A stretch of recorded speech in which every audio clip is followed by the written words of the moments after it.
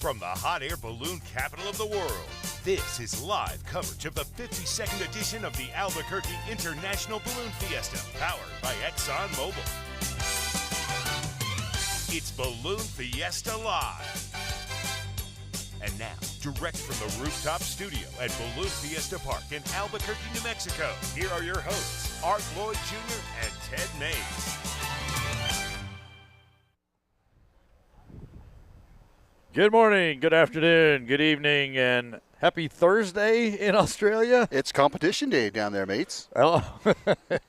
And here at the 52nd Albuquerque International Balloon Fiesta, powered by ExxonMobil, it's Flight of the Nations Day. It is. We have a Maes Ascension on this Wednesday morning. Good morning to all of you from the rooftop studio. I'm Art Lloyd Jr. along with Ted Maes, and you're watching Balloon Fiesta Live, and thank you for being with us.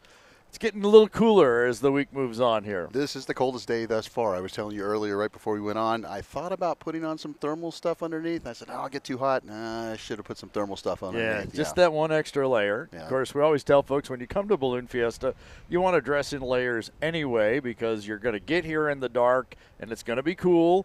And then as the day progresses, you're going to want to shed those layers. And if you come for the glows in the evening, it's the other way. You start without the layers and you start piling them on because you go home in the dark. And I don't think it's going to be the coldest yet because just as the sun starts to crest is when we're going to get the coldest temperatures here on the field. So, always happens that way. Yep. Because this is a Maes Ascension Day, we have our full complement of pre-Maes Ascension activities. We do. You can already see our Dawn Patrol, and they'll be doing the show for us this morning. They are almost all cold inflated. We have radio communications with them. We're monitoring that. And I think we've heard from just about all of them that they are cold packed and ready to stand up. They do synchronize this entire operation. Today will be the Dawn Patrol show. Today will be the show, exactly. They do Dawn Patrol every day anymore, and it's almost the same type of thing, but they definitely make a better effort or more solid effort and more coordinated effort. So, yep, they're just checking on the last one there to make sure they're all ready so that they all can hit their burners at the same time and stand the balloons up in a synchronized fashion. And then following that, we'll have our Krispy Kreme glow like we normally have on Maes Ascension days. Then it will be followed by the Flight of the Nations. Which means not only do we take out the balloon of the day with the U.S. flag, which will be Bill Lee today, and the New Mexico True Balloon. I guess maybe they think New Mexico is a country on its own? Well, it depends on where you go, right? Even still to this day, I was just up in Canada and told someone I was from New Mexico, and they said, oh, how is Mexico City? No, not that Mexico. Yeah. New Mexico. Exactly. He'll be taking out the U.S. flag, and then we'll have pilots from other countries taking their flags aloft, and then we'll get to the actual Maes Ascension. But it won't take long because we have about a dozen or so with flags going out. Exactly. And it sounds to me like they're about ready to coordinate right here, and you'll start seeing all the burners go off at one time with our Dawn Patrol show. Early reports on what might happen with the weather is that we might have a box today. We'll have to we'll go to pilot's briefing in a little bit when they get to that, and we'll see what the official weather team tells the pilots and what to expect when they go up there. And like any day in Albuquerque, again, the weather could change in 5 minutes. So what we see right now is going to definitely change 5 minutes from now, and in an hour from now, when the sun rises, will be a total different micro meteorological phenomenon, as they would say down here on the field at Fiesta Park. Yeah, or it's normal. There's nothing extraordinary about it. It's just what we have here, different than a lot of other parts of the country. But and part of that is because it's a nice big river valley with the high mountains over on the east and the river valley. The whole area it's kind of like just gradually goes down to the river and comes back up the other side. So you get the flows up and down the mountain, of course, down the river. And you also get some winds off of Mount Taylor, which is about 65, 70 miles to the west of Albuquerque. So you have high mountains on either side. Really? Yes, right. Yeah, because you have the Rio Puerco on the other side of the Rio Grande, and there's just all sorts of desert and all sorts of little valleys. When I came in early, I went out flying with some friends on the west side, and when you get out there and they were all trying to ground track, which means that you want to contour fly the ground as yes. you go through. That's probably one of the hardest things to do in a hot air balloon, especially if you're not used to flying at a mile high. Yes. And the pilot I was with, I flew with them, and then I got out, and they put some passengers in, they flew, and they got to the top of a hill that had all these little tributaries falling off of it, and it was just kind of interesting to watch them as they hit each one, how the balloon acted and did some strange and crazy things. And when they finally got to the ground, the pilot goes, "Oh, I'm so embarrassed." I said, "Well, this is why you're out here, because you're getting ready for Fiesta." Yeah. So, yeah, it was a lot of fun. It's like any other skill. If you don't do it often enough, you start to lose that. You don't totally lose it, kind of like, I guess, riding a bike, they say. But it's nice to go out and practice that. I love flying, ground tracking, especially out there where you can be 6 to 10 feet off the ground. And then, as the hill comes up, you go over, back down. Here comes our coordinated effort. Yeah, there's your go hot, folks. Put that heat in. I'm not sure if Craig is flying that one today, but that's the Chick-fil-A balloon. He hasn't told us otherwise. Yeah. And it's the show day, so I'll bet it is Craig. Well, of course. We'll know soon, because he'll be in the basket wearing them sunglasses. Good morning, High River, Alberta, Canada. It's a great day in Canada because hockey season started last night, so I know all those folks are excited up there. I know I'm excited. Let's see, Oklahoma's in the house. Hey, Michael's going to be on the field this morning. Good to have you here. The UK is with us, Scottsbluff, Nebraska. Hey, we got someone really far away, right down to the International District in Albuquerque, so right down the street from us here. Good morning. Good morning from the dark side of the moon. Okay, John. Arkansas, another Albuquerque. From the balloon discovery tent here at Balloon Fiesta. All right, that's even closer. That's it. Yeah, they're all the way out, just on the other side of the field. Yeah. Well, here's one. Good morning from U6, so that's actually closer to us. That would be closer than that would be closer than the Discovery Center. It sure would. Deming, New Mexico. Let's see. Someone says they have a T-shirt that says New Mexico is a state and not a country, that they love it. Yeah, we do that all the time. Atlanta, Wichita, Kansas. Hey, I got in big trouble yesterday because I didn't shout out the Bubba's 33 crew in hot air balloon flown by Ron Sanchez. So good morning to you guys out there on the field. Thanks for being part of it. And we hope to see Ron fly over us a little bit later on in the morning. Bubba's 33, a great year-long sponsor of ballooning, not necessarily Balloon Fiesta, which they are, but kind of ballooning in general. They actually even had a kind of gathering on Thursday night for all the pilots that happened to be in town. There's a great wide shot of our Dawn Patrol show.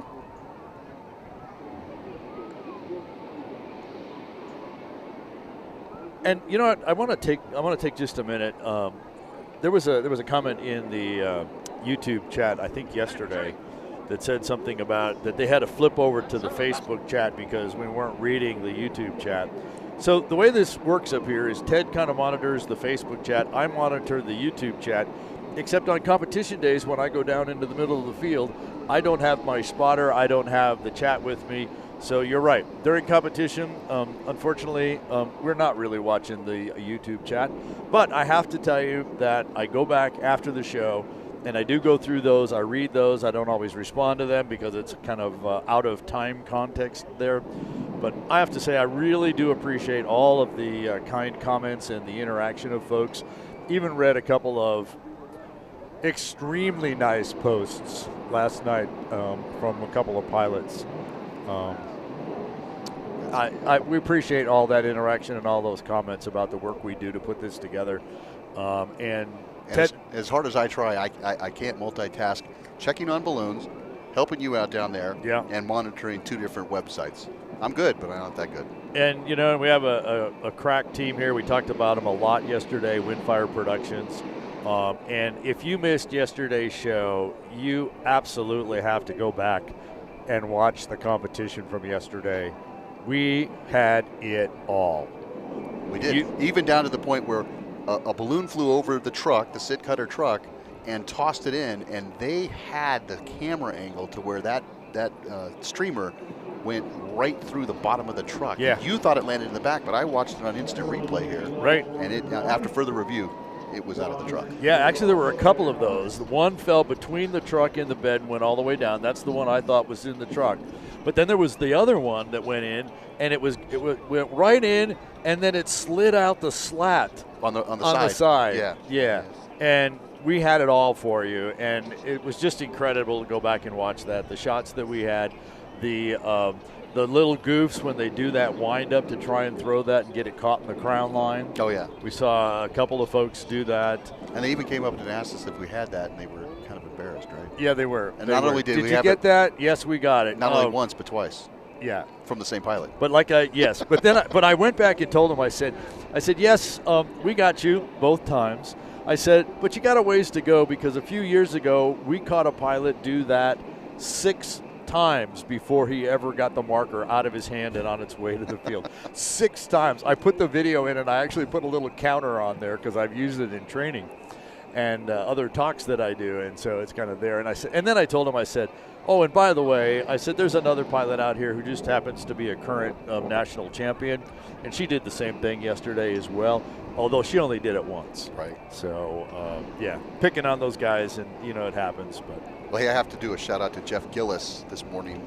He's watching in the Serengeti in Tanzania. Wow. And I have an affinity to the word Serengeti because that was the first balloon I ever flew in. So, good morning, Jeff. Hobbs, New Mexico is checking in. What are the triangle banners on some balloons called? On a sailboat, they're called tails. I think we're talking about pennants. I'm going to guess that, yes. That we're talking about pennants is what you're talking about, kind of triangle shape. It's just really decoration. When you're flying in level flight, they just kind of hang there. If you're moving down, they tend to kind of float up. Or if you're standing on the ground, they kind of wiggle. From my point of view, they just make the balloon heavier when you're packing it up. Right, and I'll follow up with that on a pennant story I have for you. It was when I was training. So, but I hear we have Diane Kinderwater is back today with us. Right, she had a couple days off, but she's back. I think she's down there. So all those of the Diane fan club, here she is. Diane, what do you got down there for us?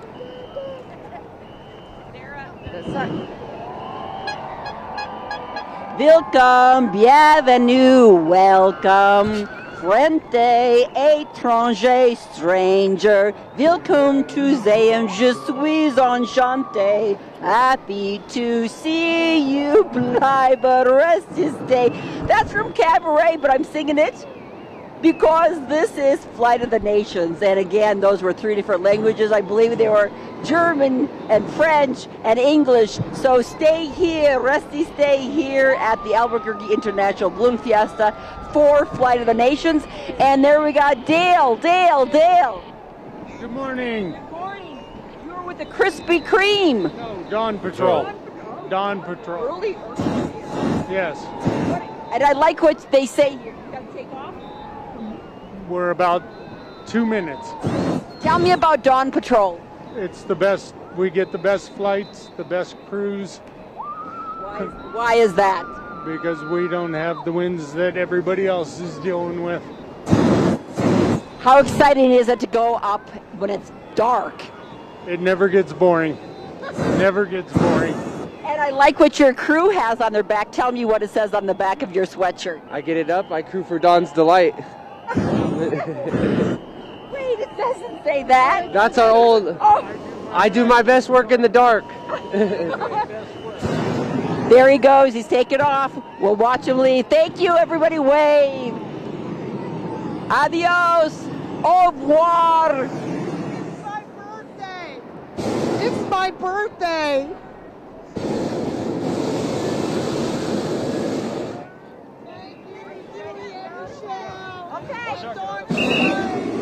A little bit of everything there. Birthday, Dawn Patrol, Launch Director Kim Kelby with the whistles. There's another one out front of them.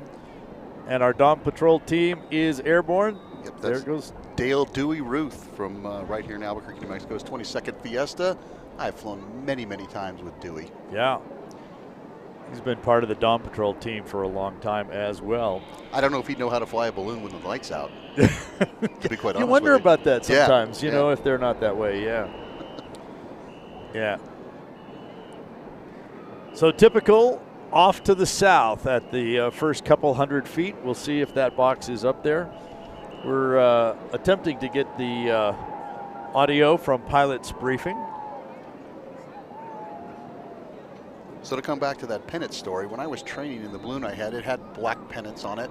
And on my first solo flight, I climbed to about 9,000 feet. And as I started to make my terminal descent, I started hearing this loud snapping sound. And I thought the balloon was falling apart. I didn't know what was going on. Yeah, right, yeah.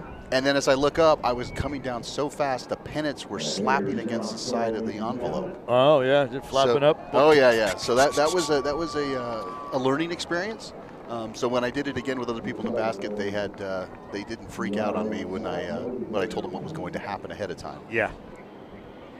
The other decoration that will not nearly as popular as it used to be, and that was the bunting, which is the draping of all that fabric all the way around. And very popular in the 70s and 80s. It was, and I actually crewed for a balloon one time. We did a tether operation, and the balloon, the fabric was heavy to begin with because it had all this extra logo stuff on it. It had pennants, and it had the bunting. Man, that really made that balloon heavy and hard to pack up. I was very glad to get back to the regular balloon that didn't have any of those extra attachments. Well, our final Dawn Patrol shower is coming off the field here. Of course, that's Tim Taylor. And if I look in that basket from here, you guys will probably get it here in a second because I know how crack our... Yeah, the one that's there is Matthew Grote and Correct. Gestures Unwind, and Tim Taylor's about to come right into the view behind him. But I'm sure he's wearing his bunny ears. That's all he ever wears when he flies in the morning. So that tower that was just there in the shot, that's the weather station and the lightning detector that's right here on the corner of the rooftop studio. So you're just kind of looking right through that to see the Dawn Patrol team in the air. And yeah, I look up over my shoulder, 500 feet up, they're coming back to the north. So the box is up there. It looks like it's prevailing just a little bit west, but yeah, they will make another pass over the field here in a minute. Which, as we've said all week, is perfect. If you can go to the northwest, directly north of us is the Sandia Indian Pueblo. And big area, we can land there, but you can't take off again. Better to go to the northwest, even more landing spaces out there. And on a light and variable day, it's really nice to go there because this is the opportunity to get to take your crew and all the other people throughout the year who's helped you out and experience the Albuquerque International Balloon Fiesta powered by ExxonMobil. Well, like you said when you were here early and flying on the west side, that's what we're talking about. Northwest out of here puts you on the west side of Albuquerque where all that open space is still there, although the open space out there continues to get less and less and less. Yes. I was looking at some photographs with my son Tyler back in Pennsylvania, and just in 2009, the growth that has happened out there has been unbelievable. because he was saying, hey, well, where's this spot? Well, that spot's now a building or a hospital or it's a restaurant. One of the spots there it was even abandoned airport even when I was flying in the late 80s, the 7-bar airport out there on the west side. But I do remember taking off from there a few times. One time during a Fiesta, one of the afternoon flights out there. But then that's now a mall. Yes, a whole shopping mall. Cottonwood Mall, yeah. Although, if you drive out there, there's one of the taxiways still remaining. And you can see the long strip. Yeah, there's a strip of it, yeah. And they named the roads around there, 7-bar loop and things like that, Airport Road, and you get kind of stuff like that. There's a great shot of the Dawn Patrol with their aircraft lights. Good morning, Lance Terry, who is at St. Louis Lambert International Airport. Probably going to go fly off into the wild blue yonder somewhere. Leesburg, Florida. Reb is there watching Balloon Fiesta, which is the highlight of the day as they wait for the arrival of Hurricane Milton. Be safe out there, Reb, and everyone else. Absolutely. Hopefully Milton will be kind to you. Edmond, Oklahoma, and Chapel Hill, Tennessee. What is the website? We'll tell you about how to get that Balloon Fiesta Live license plate here in just a little bit. And good morning from Lancaster, New York. We have, I can't pronounce it, Oscatilo, Belgium. Sorry, Sandy, that's the best I could do for you. And Guns Up from Lubbock, Texas. All right. Diane Kinderwater has found someone else to talk to on the field, so let's go check in with Diane. This is Bill Bailey. Hi, I'm here with the Dawn Patrol. I was with the Dawn Patrol. Now I'm with their chase crew, and I've got Debbie from Pennsylvania and also Letitia from Albuquerque. Tell me a little bit about this process of what you're doing in this truck. And they say this truck is great because it's got benches here for the chase crew. Tell me about the chase crew, what you're going to do now that your balloon is lifted off. Well, the balloon is up in the air, and now we're going to chase in the truck and follow wherever they are, try to reach them and be there as soon as they put down so that we can bring them right down and have no incidents. 14. We don't know where they're going, but we have 3 trucks that actually follow them. So there's 3 trucks, and we just get different areas and we try to find them. Have there been cases where you haven't found them? Oh, we always find them. No, we're usually there by the time they're coming down, and we just pull them down, tear it down, and put it in the truck, in the trailer here, and then we just go off. No, you don't just go off. What do you do? Oh, look at her laugh. She knows they just don't go off. Champagne toast and all that. And now my friend who came with me from Pennsylvania is in the balloon on her birthday, her 66th birthday. Her name's Jody Hoffer. Okay. Thank you so much. I know they just don't go off. They have a champagne celebration. They tailgate. Back to you. It's all a good celebration, Diane. And at Balloon Fiesta, the pilots like to come back to the field. They bring their pop-ups. They bring their tables. Yeah, what day is it? We're halfway through. Art. Okay. You'll be all right. Yeah, eventually. Anyway, it does. It becomes a great party, reunion. You can't, it's hard to take 35 or 40 people into a restaurant. So you bring it all here, you tailgate here, and you just as we've talked about, it's just a big old family reunion, and you tell stories and tales and catch up on everything that's going on. Well, you have some hardcore gamers out there. Let me tell you, you got some setups out there that why would you want to go to a restaurant, to be quite honest with you? Yes. I was getting texts yesterday after we got off the air, hey, come to K whatever, we have Taco Tuesday, and come over here, and we have this, and we have that. And as hard as I've been trying to stay on this diet, Valerie, it's been pretty rough. So it is. And I'll tell you what, if so much food and if you ever come out here or you're on the field the remainder of the week or even today and you're watching us out there, the really neat thing is to watch a ceremony once they get back to the field. Every pilot does it a little bit different, and although at the end it's just your initiation into your first balloon flight, and it's a lot of fun. In fact, I have several people that have asked me several times over the years to be the one who gives the initiation to everyone. Oh, to conduct the ceremony? To conduct the ceremony, yeah. So You should check out this year's official Balloon Fiesta program, because there's actually an article in the program this year that talks about the variations of the stories told during the initiations, because every pilot tells it a little bit different. Every one of the stories is based on legend and then embellished by the pilot. And so it actually is it's very fun to hear the different versions of the stories as people tell them. And some are short and sweet, and some drag them out forever. Right. Well, I tend to drag it out forever because I like to have a lot of fun with the people.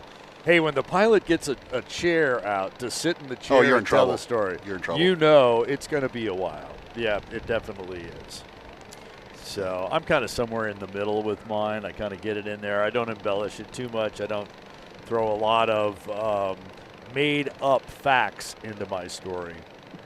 But well, I had a longtime crew chief out here, Alan Templeton, and Alan's been, he lived in Albuquerque his whole entire life and did not get involved into ballooning until his mid-70s. Oh, wow. And became my crew chief out here. I kind of tailored Al as being at the first launch with the Montgolfier brothers. And I found myself, when Al was not around, it messed up my whole story because I couldn't give him a hard time. But we have a lot of fun with that. That's the other thing. You get a pilot telling the story, and there's 3 or 4 or 5 other pilots standing around, and they all interject. Yes. And so the story gets even longer. Well, and you could shorten your ceremony by just saying, hey, if anybody interrupts me, I'm going to have to start all over again. Yeah. And if I'm 15 minutes into it, no one wants to stay around another 15 minutes. I'll interrupt for that. I'm sure you would. I would. Yeah, definitely the box rolls to the west. We see the guys out there again. We're looking right past the weather station on the corner of the roof. So we're looking off to the west and seeing the Dawn Patrol balloons out there. As we get our Krispy Kreme balloons inflating and our balloon of the day, there's New Mexico True, the land of enchantment. And Bill Lee will be taking the American flag airborne with our national anthem this morning, followed by the Flight of Nations.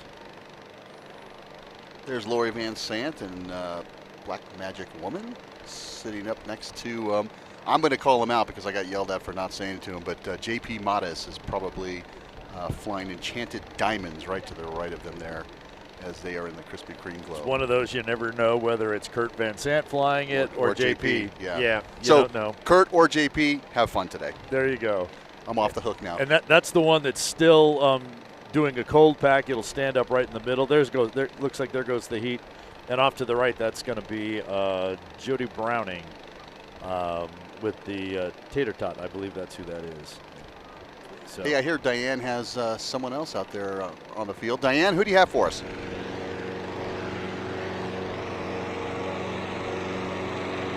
Hi, I'm here with JJ from Albuquerque and his beautiful balloon, Mr. Sprinkles. And he did the cold inflate. Now he's just about to do the hot inflate, but he's going to talk to us as he does it. Here we go. All right, we're going to go hot. So what I'm doing now is just pumping a little bit of hot air, and then I'll pause. And I have 2 different types of heat. I have the hot burn, but I also have the glow burn, which everyone loves. Ready? That one. That's the pretty one. And it's very bright. So now I'm still continuing to puff the balloon, just to make sure all the hot air has equally dispersed among all the 90,000 cubic feet. It's looking good. It's also kissing 2 balloons on each side. And it feels like she's buoyant, so we're getting ready.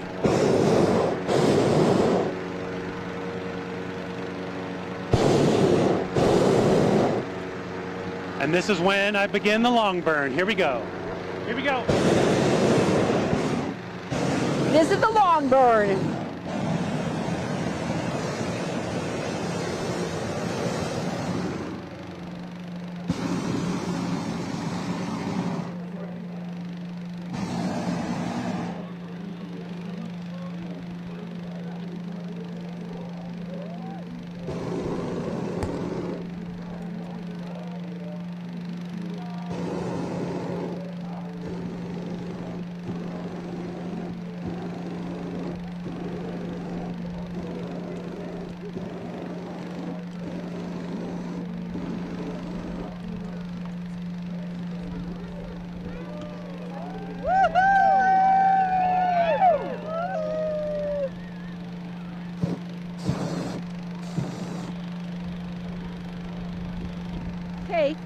That was a great long burn.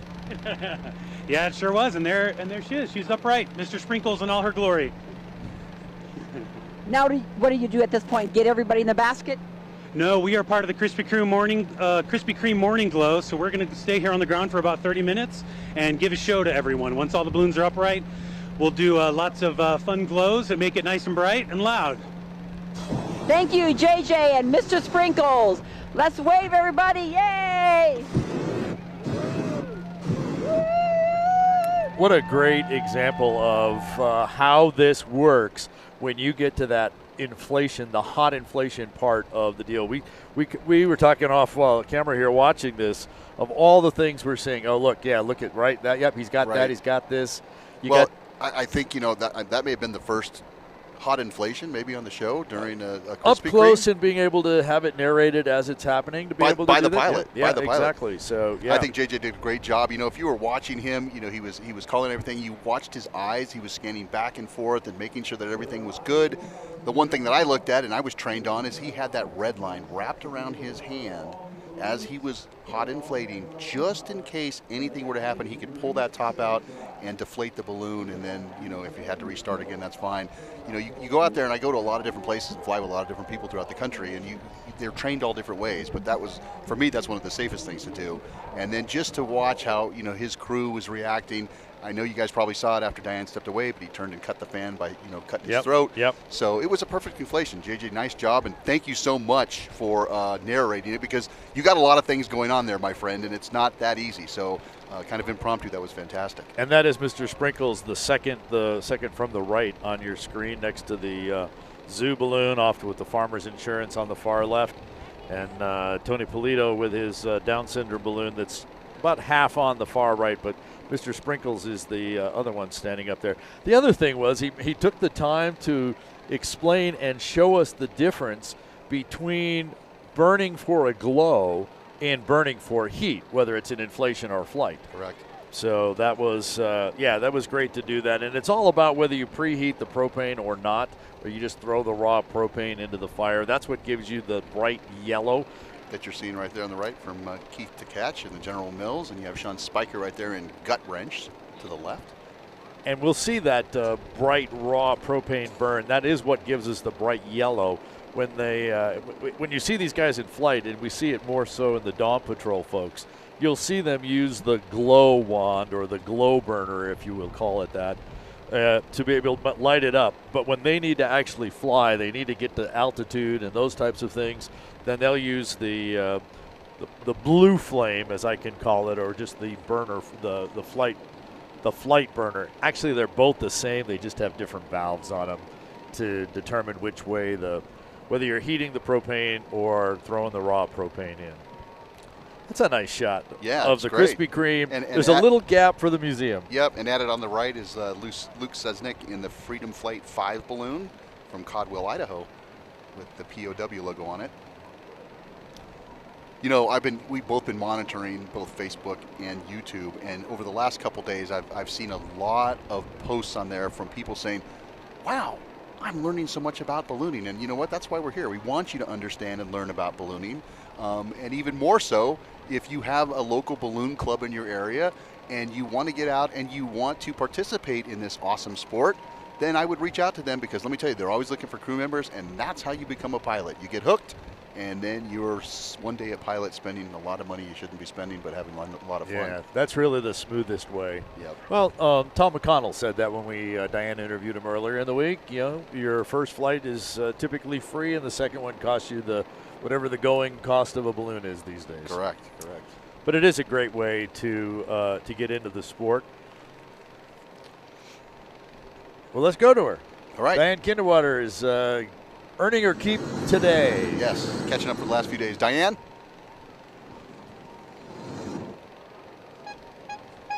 I am with Dave Barkowitz, the pilot from Cooperstown, upstate New York. Thank you so much, David, for being part of the Krispy Kreme. How do you get selected to be part of the Krispy Kreme Balloon Glow? And check off that I'm interested. I've flown Krispy Kreme since last year, this year, and have a good time with a good group of guys. How many times have you been to Fiesta, and what do you think of this? Oh, I think this is number 19 for me. It's absolutely a lot of fun, good people, good times, and that's what ballooning should be. Good people, good times. What can you tell people who haven't been here before, folks from upstate New York? It's once in a lifetime. You have to come do it. It's absolutely amazing. And everybody should do it at least once in their life. But you've done it 19 times. Once you do it your first time, you will be back, guaranteed. How are the conditions this morning? The conditions are good. They're going north to south, and when you climb up, you can go back north again. Now, I saw when you put up after the long hot burn, your balloon was bouncing a little bit, and you're telling your crew, come on, hang on. What are the crews doing?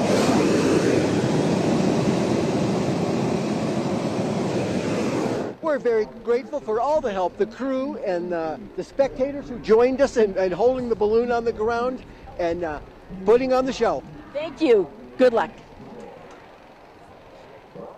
Yeah, wait on. That's the command to for the crew to come over and just literally lean on the basket, put their weight on. Of course, we always teach them that if for some reason the balloon were to start to leave the ground and you're on the outside, if your feet leave the ground, let go. Absolutely. Absolutely let go. Yeah, that's. Yeah, you don't want to ride a balloon on the outside. So if it has to go, it has to go. Don't be going on the outside. Just like we were telling folks about not getting in front of it when it comes in for a landing. It's like getting in front of a freight train. Oh, yeah. It's lighter than air. How can this thing hurt me? Because it has a mass of like 4 tons. Yes. Yeah, air does have weight, even though we never think of that. And depending on the wind speeds, that will just further increase. And, yeah. So if you're out there in the Albuquerque area and you want to help a balloon land, again, please follow the directions of the pilot. They're very vocal. Trust me, we are very vocal when we're coming in because we don't want to see you get hurt, but we much appreciate the help. So stand to the sides and pull her down and have fun and laughs and everything else with the crews once they get there. I'm kind of jealous of David. You know, he's from Cooperstown, New York. He talks about Albuquerque. We love Albuquerque, but man, Cooperstown is such a cool little town with a lake off of it, and of course the home of the National Baseball Hall of Fame. Yep. So this is the Krispy Kreme Glow. We've got, should have 13 out there. 1, 2, 3, 4, 5, 6, 7, 8, 9, 10, 11. Somebody took a bite out of the dozen donuts. Typically we have 13 balloons standing up for our Krispy Kreme Glow. Oh, there's a couple more coming up. They're still in the oven. They're in the carb load. So. They're still in there. And, of course, sponsored by Krispy Kreme. Great sponsor, longtime sponsor of this morning glow, the Krispy Kreme Glow.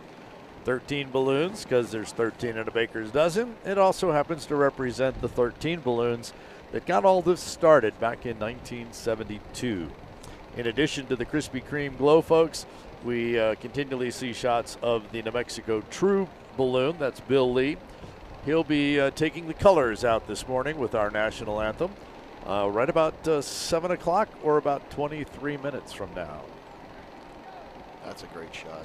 Again, the sun's just starting to come, not over the mountains, but starting to show the mountains. So here as we heard from David and the other Krispy Kreme pilots here, and JJ, they're going to continue to do the glow, so they kind of do their own little flicker burns, and they do their all burns, and not quite necessarily as coordinated as when we do it with the full glow, but you get the effect of that, and so it kind of gives you a teaser to be here for our glows on Saturday, Sunday, Thursday, Friday, and Saturday. Correct. So tomorrow night, Special Shapes Glow, we call it a Glowdio. And Diane Kinderwater's working her way down the line, I think, out there. So Diane, let's hear from you again.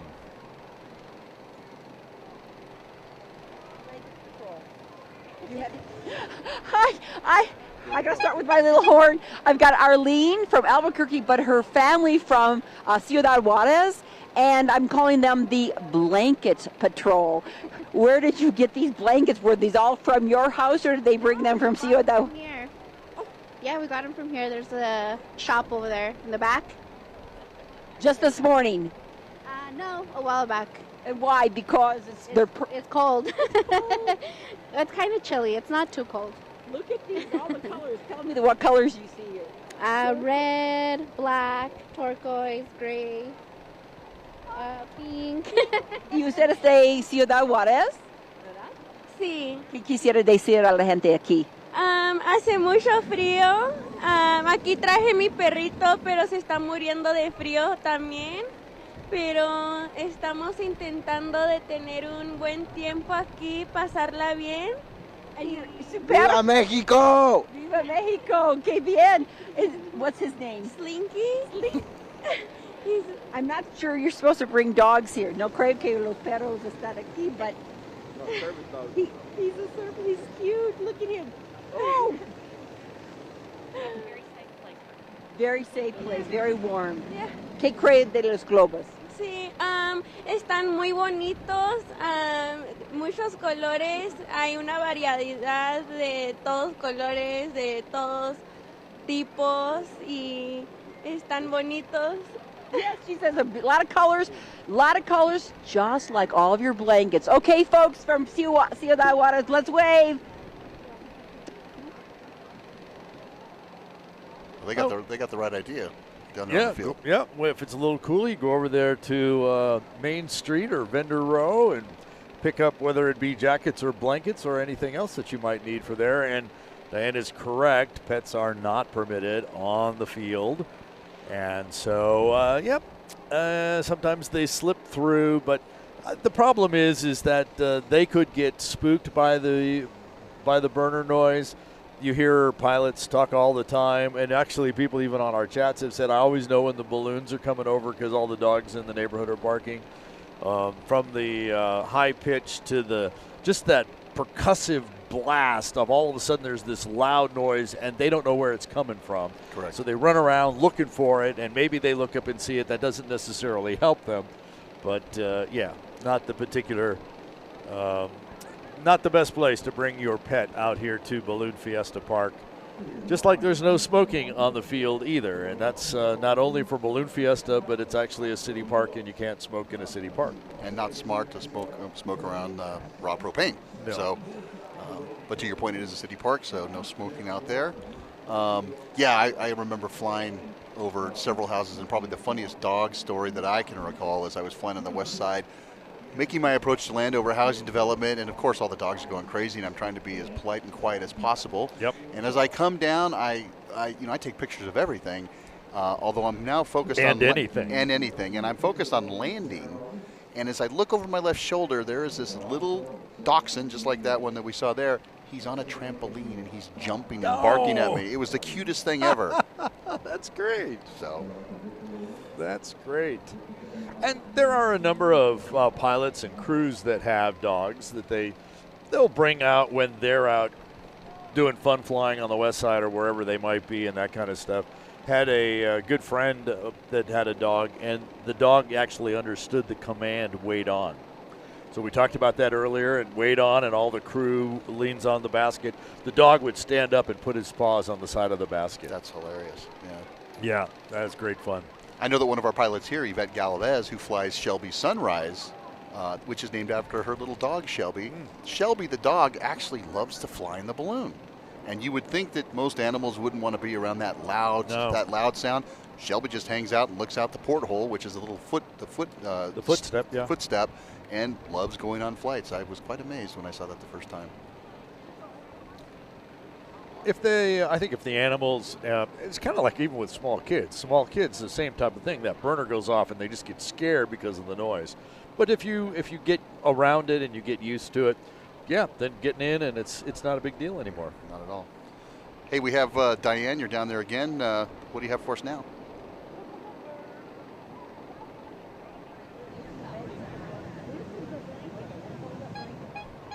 We're back with the self-proclaimed blanket lady. I've never seen this before. Arlene from Houston with a wearable blanket, and she's got 3 blankets. It's coming undone right now, but I've got a blanket in this bag, and then I bought a blanket, so I think I'm the blanket lady. A wearable blanket. Turn around for us. Yeah. We're going to zip you up a little. I'm coming undone. I don't have enough hands. We're zipping you up. First time here. Yes. What do you think of this so far? Oh, this is amazing, awesome. I love it. I love it. I love it. I'm so glad we came. What's your favorite thing so far?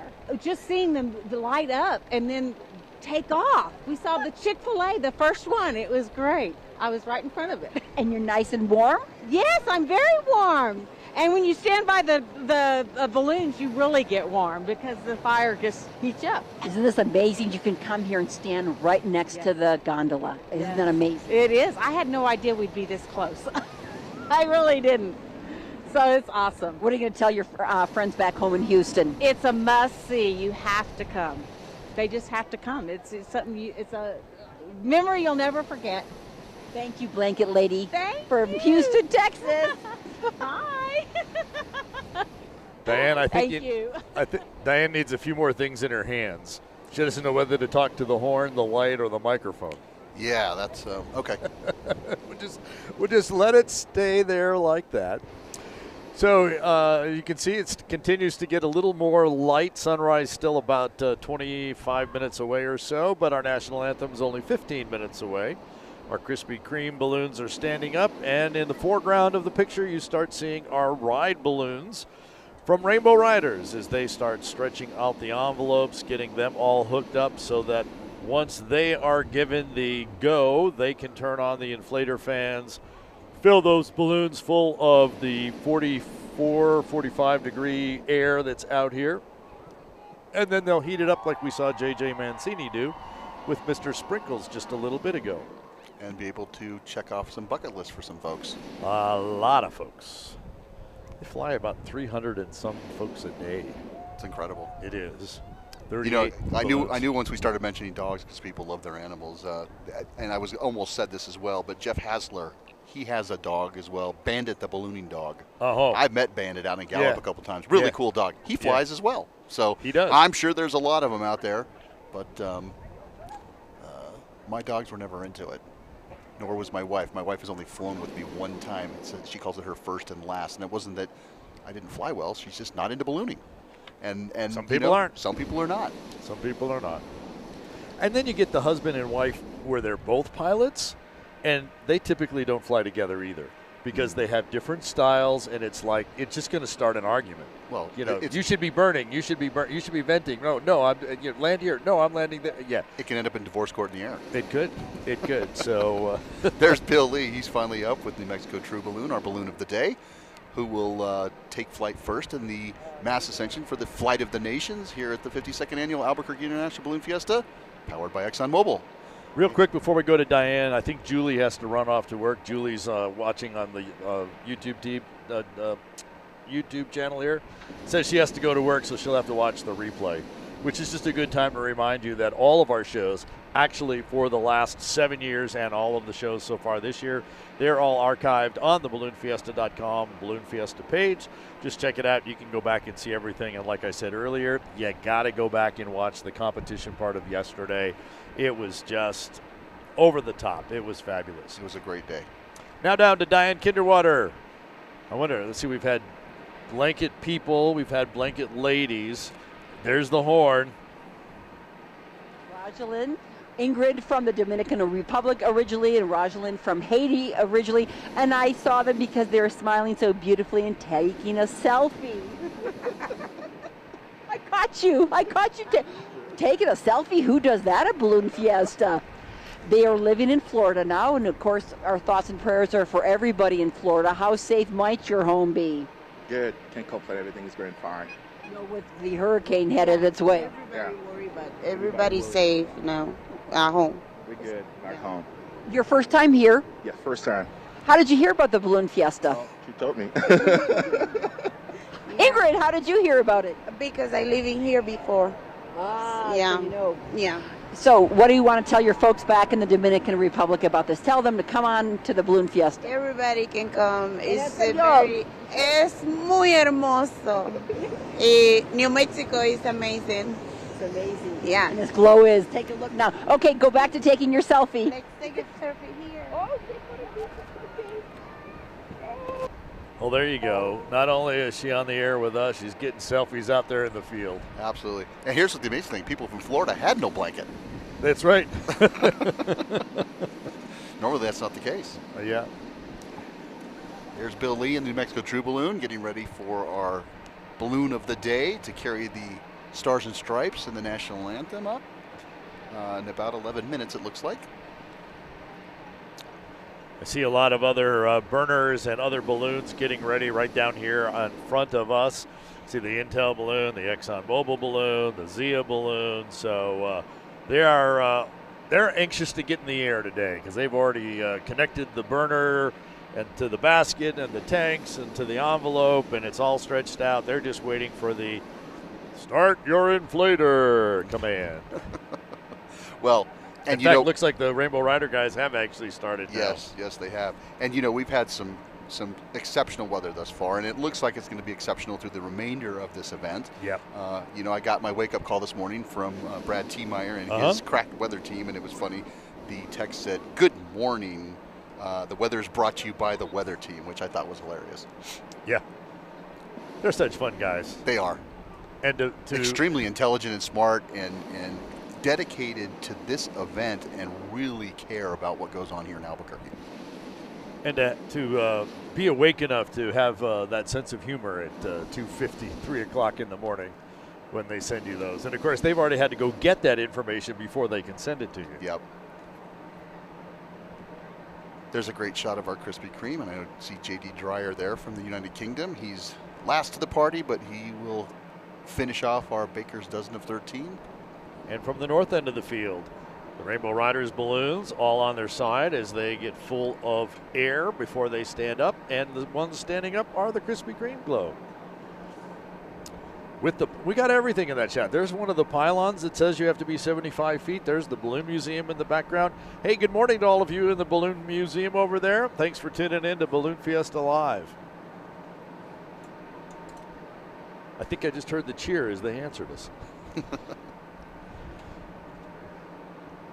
Balloon Museum, part of the city of Albuquerque, as is Balloon Fiesta Park, because the Albuquerque International Balloon Fiesta is put on by a nonprofit organization, the Albuquerque International Balloon Fiesta, Inc. And Balloon Fiesta rents this field, this area from the city for 60 days every year. We come in on the day after Labor Day and we build a mini city in here in less than a month, and then we enjoy that city for 9 days. Then we get to take it all down again, and that comes down in a couple of weeks. And the park gets to recover. It's always amazing since I've moved away and I fly in here, and when you make your approach to Albuquerque Internationally on the west side, and I always make it a point to sit on the left side of the plane, I'll take a photograph of Fiesta Field and see how much different it will look just in a couple days or for that 9 days. Yeah. And you can do that a lot. I mean, it's great to get that shot from the planes. It's also nice to go back and look at the satellite images on the map programs, et cetera. And, get a picture before, like in September, and then get another one in November, and you'll be able to see the difference. When you put 100,000 people, not to mention trucks, balloons, crews, et cetera, on the field on this grass every single day, a couple of times a day on multiple days for 9 days, the grass takes a beating, but it comes back. Diane Kinderwater has found yet another person to talk to out there. So, Diane, take it away again.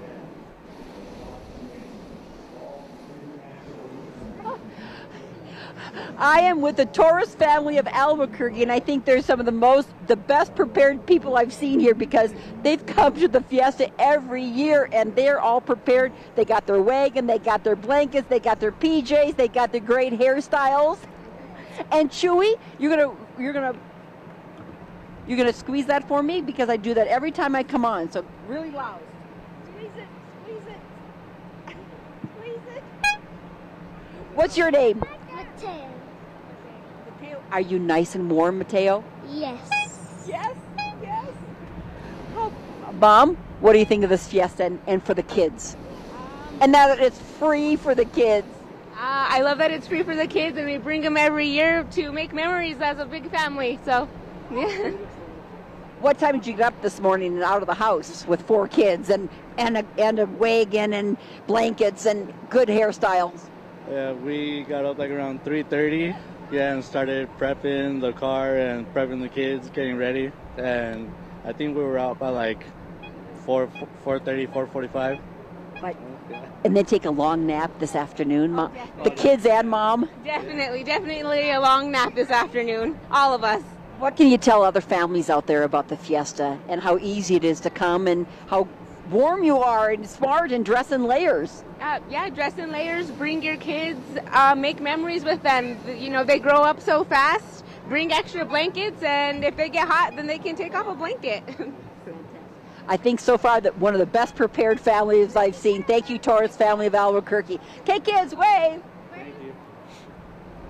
Well, there you go. I think the Torres family are probably doing some practice for Christmas Day as well with all those kids. You know, yeah. I remember those days waking up at 3:30 in the morning with my kids. So it's a bonus because you get to come out here and see all these balloons. Maybe a little better than Christmas Day. Could be. But a lot of people call Balloon Fiesta Christmas. You see the posts coming up the week before, you know. Yep, Christmas is coming. Christmas is coming. Christmas in October.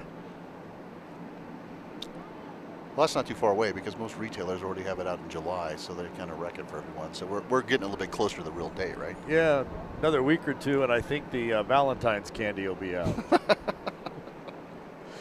It's so amazing how much lead time they have. So we're 4 minutes away from our opening ceremonies, the national anthem, the flight of nations, led by Bill Lee with the American flag, the USA flag, followed by other balloons. It is an international event. We have about 16 or 17 countries represented. We'll have about 10 of them flying their flags out of here this morning. And we also will have the Beautiful World balloon, which has flags of many, many countries on it. And it's my understanding that the new executive director of Balloon Fiesta, Julie Morgus-Baca, will be getting a balloon flight with Mark Sullivan in the Beautiful World balloon. Wow, that's a lot of fun. Julie took the job on September 3rd, the day we took control of the park on our 60-day lease. And I just saw Paul Smith, the past executive director, walking in, getting out of the cold. Yep, Paul has held on. He tried to retire, and we kind of brought him back. Wrangled him back in. Yeah, I think a year ago I did a retirement video for him. And yeah, we did. And all of a sudden, he's back. He's back. He kind of came back and filled the gap while we did a nationwide search, and then found Julie right here in our backyard. Formerly Bernalillo County manager and lots of other jobs and careers, if you will, with nonprofits and government. And so we're excited to have Julie. I keep trying to get her to come up here and talk to us, but as the executive director, you're pulled in so many directions. I saw her briefly yesterday as I was driving to the north end of the field, and she had her little mule car she was driving in, and I waved at her, and she was just like, I gotta go. Yeah. So, and especially being new, I can't imagine. I mean, oh yeah, this is one of those, you come in and while you may have been to Balloon Fiesta and seen it, know all about it, then you find out how many moving parts there are to put all this together. I mean, from organizing the pilots and the RVs and the volunteers and the vendors and the concessions and the contracts for all the people that we put together to make this happen. The hotels for out-of-town balloonists, it just goes on and on. It goes on and on. We could spend probably a half an hour and still miss half the stuff. Golf carts and ATVs, you know, there's a lot that move. There's a lot of moving parts, and all the volunteers. So, you know, we have to thank all the navigators who come out here and volunteer their time for these 9 days, because it takes a village. It does, and this one is a huge village that comes together. All right, well, there's the 2-minute mark to our national anthem, so it's time to head on down to the Main Street stage and our public address announcer, Mr. Bill Royal. Good morning from the Main Street stage, and welcome to the 57th Albuquerque International Balloon Fiesta. ExxonMobil, the Wednesday morning edition. Today is not just a mass ascension, it's part of what makes the Balloon Fiesta international. The Flight of Nations, presented by New Mexico True, will have balloons from 16 countries. be the first to embrace the sky this morning, proudly flying their nation's flags. We also have Fiesta de los Globitos happening at the end of Maes Ascension, quarter-size remote control balloons that are really, really amazing and very cool to see. And that's going to be happening in the northwest corner at the tail end of this morning's Maes Ascension. Of course, the 13 balloons of the Krispy Kreme Morning Show or Morning Glow are off to the south of our balloon of the day. And pilot Bill Lee is the man preparing the New Mexico True Balloon to raise our colors, and then 15 other countries will be here to raise theirs. It's going to be an incredible day, and we're going to start it off with something absolutely wonderful, of course, our national anthem. And here to do that is a woman carrying the name of the first family of barbecue here in Albuquerque, New Mexico. She's also a veteran New Mexico musician and entertainer for over 15 years, now venturing into the film industry. Please put your hands together for Kat Powdrell. Oh, say, can you see by the dawn's early light what so proudly we hailed at the twilight's last gleaming, whose broad stripes and bright stars through the perilous fight o'er the ramparts we watched were so gallantly streaming, and the rocket's red glare, the bombs bursting in air, gave proof through the night that our flag was still there. Oh, say, does that star-spangled banner yet wave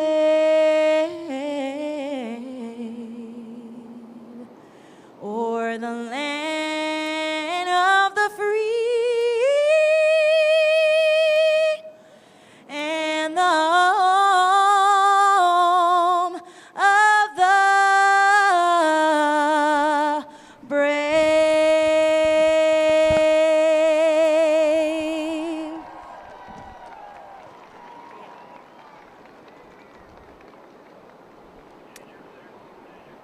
Balloon on. There goes Bill Lee with the New Mexico True Balloon carrying the colors of the United States. And we are underway here on Wednesday, Flight of the Nations Day at the Albuquerque International Balloon Fiesta, powered by ExxonMobil. I'm Ted Maes along with Art Lloyd Jr. Art? What a great start. Yes. Great national anthem, Flight of the Nations up ahead as we get these balloons out. Again, as you said, there's Bill Lee. You can see the crowd that is here and a great shot. Sunrise still another 10 or 15 minutes away, but it is definitely getting lighter. And continually just kind of watch what's going out elsewhere. And our balloons definitely have a kind of a left-handed box. They'll head out to the northwest this morning. That's still one of my favorite shots. You like that, I know you do. I really like this shot because it makes that normal size balloon, the New Mexico State balloon, the red and white one there. That if you were standing next to all by itself would look enormous. It would cover your house. It's the same size as all the ones we've been flying out of here. It just shows you how much bigger those Rainbow Rider balloons are. Well, we put 2, 3, 4 people in a normal size basket like the New Mexico State balloon. Those Rainbow Rider guys have 10, 12 passengers in theirs. It looks like we're getting our Flight of the Nations underway. Yep, beautiful world. On the east end side of the field. Yeah, we have beautiful world. Mark Sullivan flying. And for all the countries that will not be represented, if you just look at the lower part of that balloon, if we get our crew to get the beautiful world in there, There he goes. Mark Sullivan in the lime green. There's Julie right in the front. Julie's in the front in the blue. I'm surprised she doesn't have a camera. Yeah. I think that's Cheryl. Isn't it Cheryl White? It almost looks like, Sherry White behind him. I'm trying to figure out who the other person in the basket is. But there, you saw right there all of the flags from all the different countries. So if they're not representative of the liftoff today, they will be. If we can pan out back over the field again, we're starting to see some of our Flight of Nations balloons taking off. I see representing Germany, Niels Romling, flying Urs, the Bavarian Ibex balloon. And Basil Booth was off from France, Laurent Lahoy. And I notice another French, right in our view right here, French pilot. Maybe that's Belgium, I apologize. I think that's this one, right? Yeah. That would be the stripes the other way. Sumo is out there, the orange one from Mexico.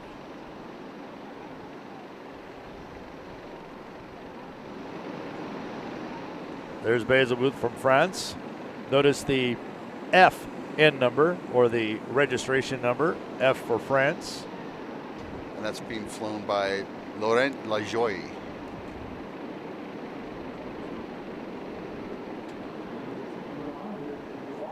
Off the field, they're headed south. They won't have to go too very high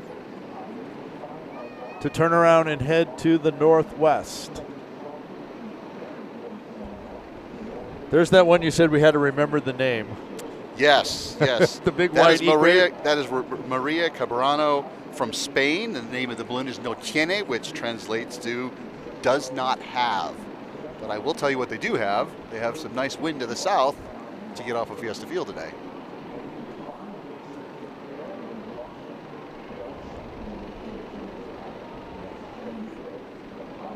Trying to catch the flag on that one.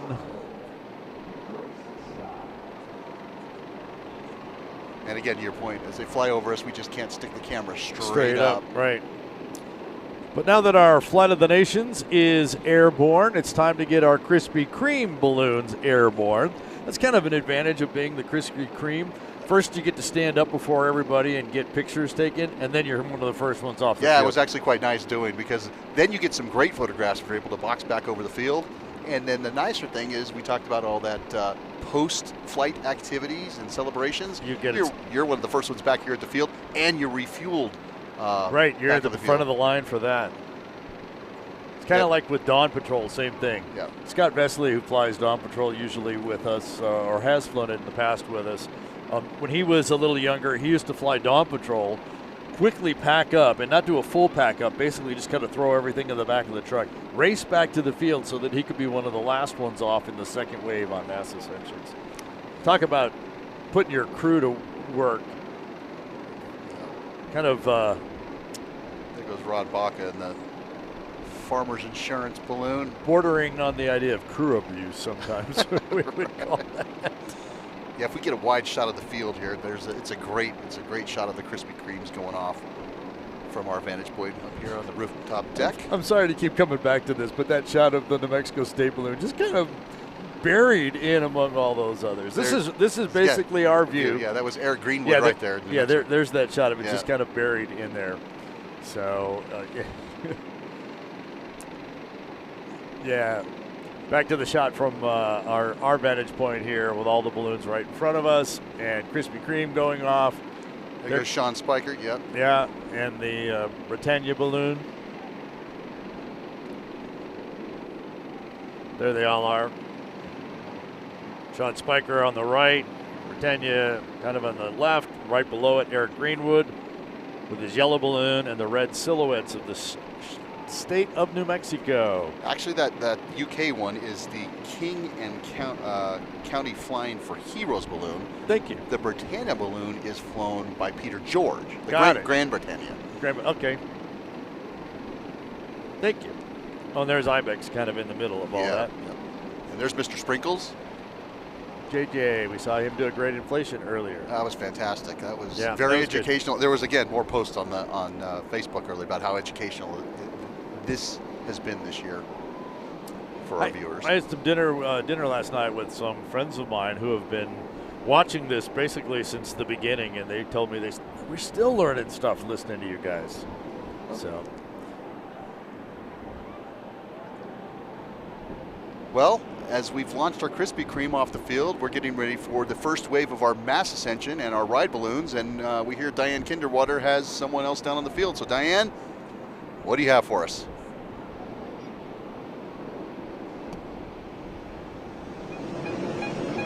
she's got her horn. Keith, and he's a pilot. Oh, I'm with Keith. He's a pilot. I'm Neil here. I was saying, it looks like you're doing your laundry here. This is for safety, so nobody runs into the rope. Tell me about the balloon. Hold on. They're working here. They're saying, hold on, we're going to watch them hot and they're burning. They're ready to take off. We'll watch them take off. There goes Keith. The name of your balloon? Catch Another Breeze. Catch Another Breeze. They're going to drop their laundry now, I hope. They're not. Look at this. There we go.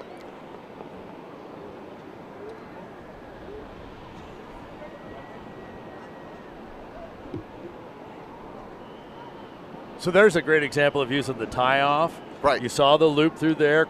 Keith to catch, who we've talked about a number of times, has that rope in there, and he just lets it slide right through, and so that he just has this nice gentle takeoff.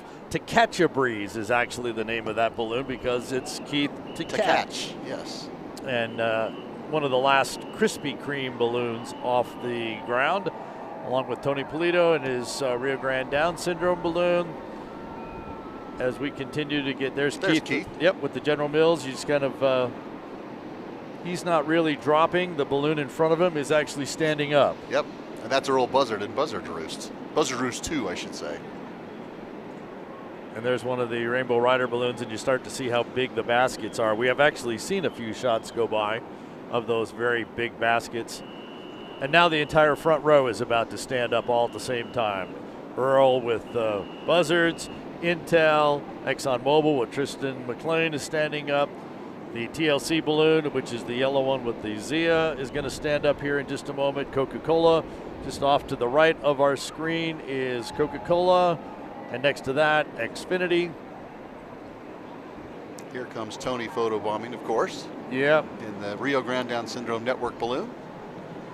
He said he was going to fly over again. I said, make sure you're climbing. Yeah. Just make sure you're climbing. Yeah. There's the wave There's from the Tony. wave, yeah. And there you see some of our Krispy Kremers that have already made their way across. And starting to get into that box that we were talking about that is sending people back out to Rio Rancho. There's some open lands, which is fantastic. You know, you never know when we start talking back in, when I started talking with you back in March and April, you know, we're always, as we get closer to the event, we start talking about the weather. And every year's a little bit different.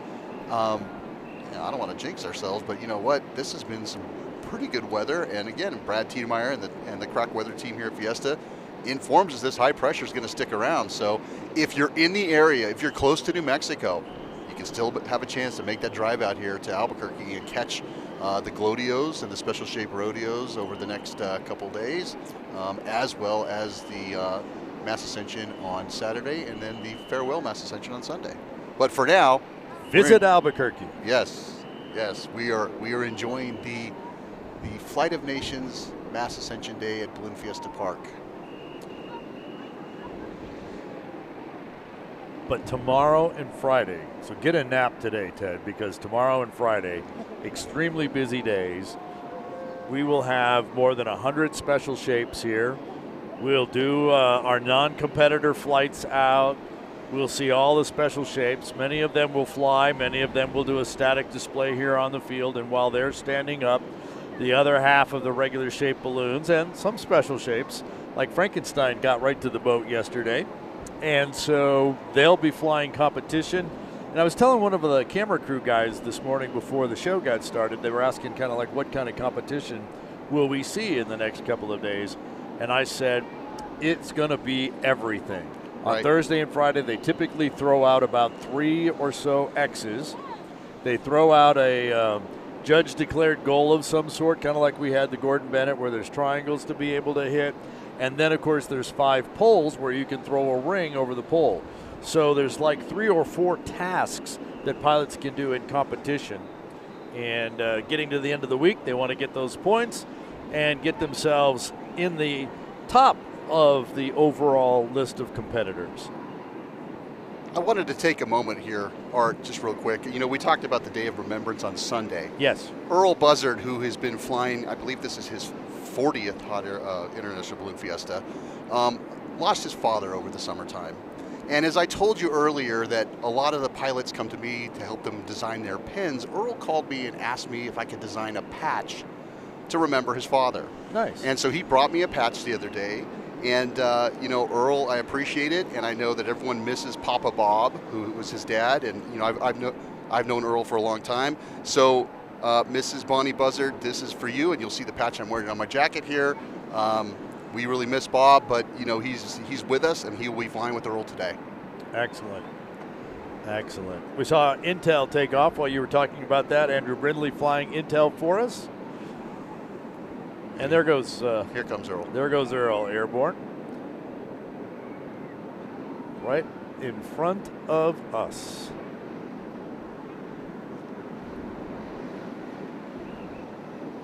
There's the wave from Earl. Okay. All right, now with that, we can head down to Diane and see what she has corralled or honked up for us next.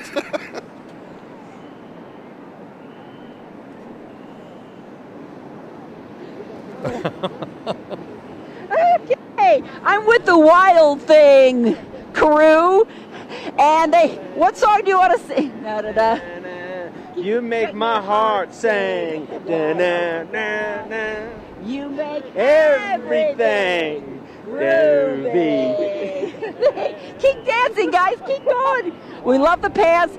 I was attracted also to Jeff here. Keep going. Come on. Morning, everybody.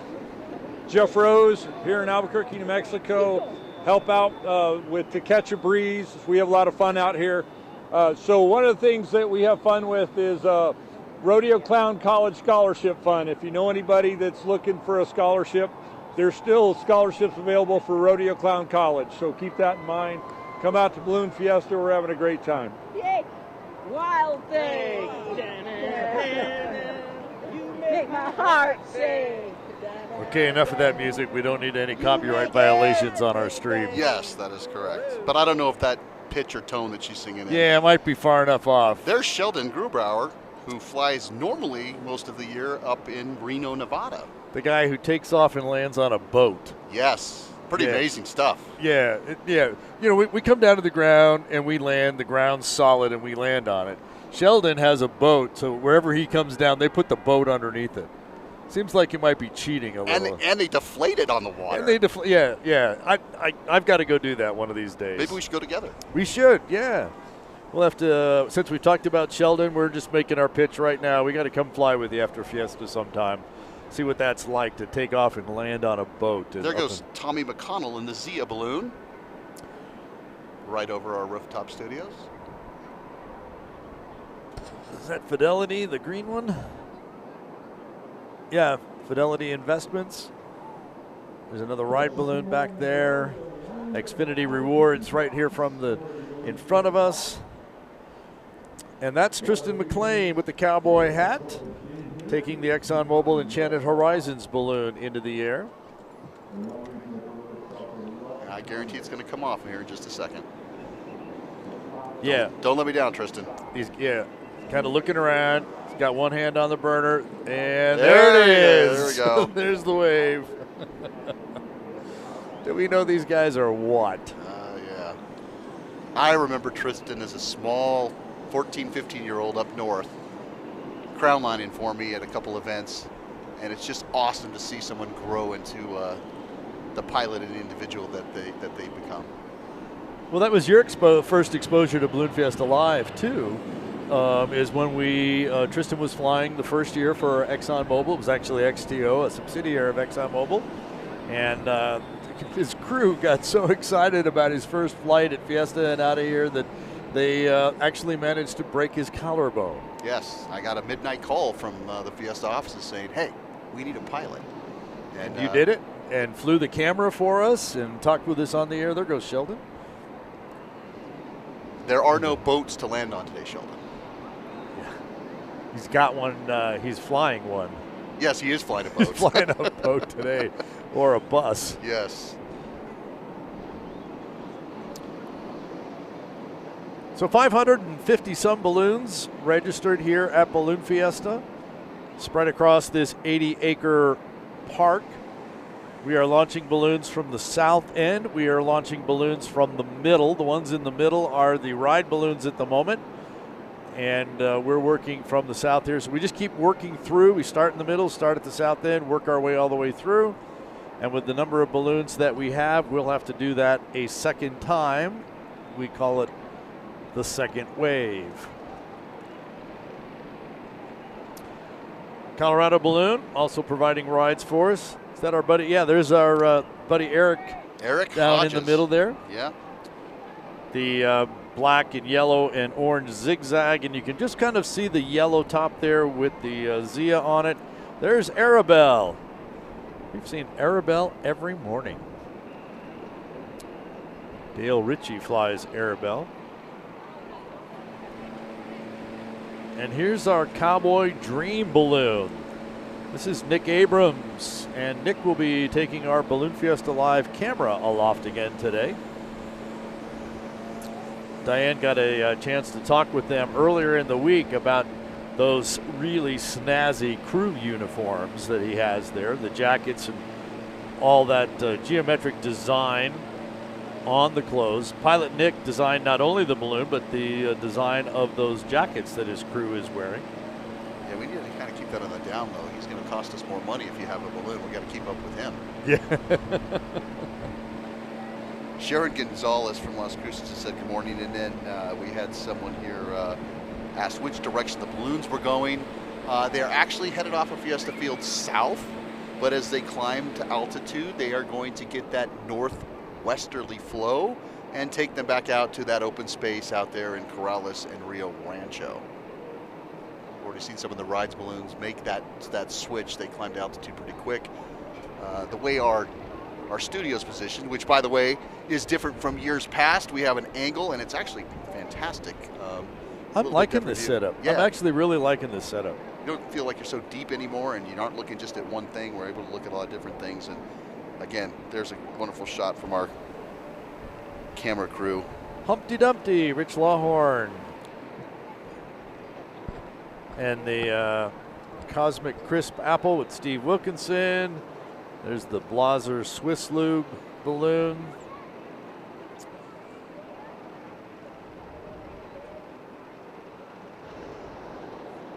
.602, that's going to be one of the ride balloons. All of our balloons have banners on them, and the numbers actually do mean something. It's not just first one in gets number 1 and the last one in gets number 500 and something. Yeah, that's Tony Cochran, his 9th year from Bloomfield, Colorado, a suburb of Denver. Yeah, look at that. All these balloons still getting ready to inflate. Some just leaving, some up, some going this way, some going that way. I'm looking up above. You talked about the wind going down south at low. You go up high, you go to the northwest. If you go higher than that, you park. Is that what it's doing? Yeah, higher Okay. than that, you just park up there. You just kind of stop. And even the direction to the northwest is not very fast. Fast enough that it's going to be a great day to go that way, but not so fast that you're out there in 10 minutes. I would assume with it being the way that it is and not knowing what, again, the micrometeorology is down towards the river, we'll probably see a lot of splash and dashes today. I think today could be a good day for that. You're right. You're starting to see some of those from there goes Rich Longhorn from Louisville, Kentucky. Although I've seen Rich lately, he's been all over the country flying balloons. He just got back from Canada, and he was in New York, and I've flown with Rich several times up in Durango, Colorado, and of course here in Albuquerque. Yep. Colorado Springs, Labor Day, he was there with us. And he's going to go right over us. He's going to come right over us as well. Yeah, this is the shot from the camera right here with us.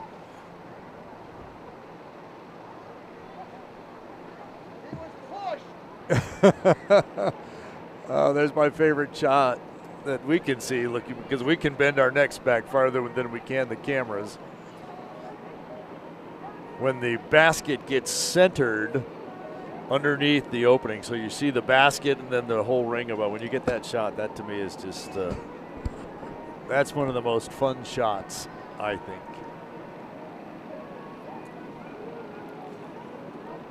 And we're still in wave 1. And the sun hasn't hit us yet either. No, it's starting to hit some of those ride balloons that are over the, or headed towards the river right now. They're probably not over the river quite yet. There's Nick. Yep. Getting ready to go. He's going hot. Going hot. Putting the heat in there. Heating that 47-degree air that he blew into the balloon, turning it into 150-degree temperature air to stand the balloon up, or thereabouts. One of the instruments that is required for balloonists to carry in their aircraft is the temperature at the top of the balloon. That is correct. And a lot of times nowadays they have, temperature gauges up there, or they call them turtles, that attach with Velcro to the top of the balloons. Right. In the past, actually, one manufacturer, Balloon Works, had a meat thermometer that would hang to the top, and that was legal. Yes, it was. Because you have to know the temperature. Yep. It doesn't matter whether you do it electronically, whether you have a wired system, or you just got a big old thermometer hanging up there. That's right. Doesn't matter. I had a friend that had a Balloon Works balloon, and he was having some issues with the electronic sensor, so he actually did hang a meat thermometer up there at the top. Well, as we continue to watch this awesome first wave of Maes Ascension coming off the field at the Albuquerque International Balloon Fiesta, powered by ExxonMobil, let's send it out to Diane for, another chorus line. I don't know what's going to go on out there.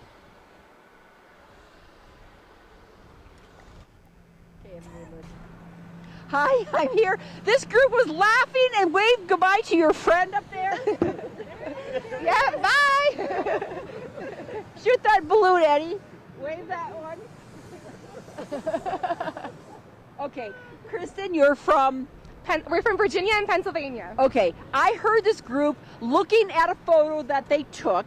They took a photo, and I'm thinking, why are they laughing? They did a selfie, and because they were photobombed, and if you can see the photo in here, who are you? They were photobombed by Jesus. I love it. It was great. It was perfect. What happened?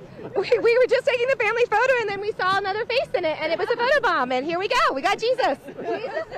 How many in your picture? We have one. We have 8 of us here and Jesus. And Jesus. Yep. And now your best friend just flew away. Bye, Jesus. Yeah, it was great. Everybody was laughing. One more big laugh. Yep. I had to see what was so funny, and I saw it. The best photobomb ever. That's right. That's right. Jeff Turner flies that balloon that they actually call Risen. Jeff is from Asheville, New York. And, been here a number of times. Actually, if I'd read that here, actually it's Jeff's 4th year here at the Albuquerque International Balloon Fiesta. And he'd love to see that photo, I know. Oh, yes, he would. There's Arabelle. And Yoda. Yep, and Yoda. Dale Ritchie flying Arabelle, his 25th year from Golden, British Columbia, Canada. And a little fact on Arabelle, that's actually the 3rd Arabelle. When envelopes wear out, they get rebuilt. And this is the 3rd time that we've had Arabelle. And then speaking of size, that balloon right there is 220,000 cubic feet. So back to our elementary illustration of cubic feet, 220,000 regulation filled basketballs could fill Arabelle. That's a lot of milk. It is. And basketballs. And basketballs. Compared to the 90,000, which is the more normal or average size. Average is not the correct word. More normal size of the balloons that we're flying out of here. Most of them are about 90,000 cubic feet. There's a shot from Nick Abrams taking off. There's the tie-off line. We saw it from Keith before. There's the tie-off line. And right next to Nick, another balloon getting ready to inflate. But there's what it's like to take off from the field and look back down on the field. Nick is over on the west side of the field, taking off from M8.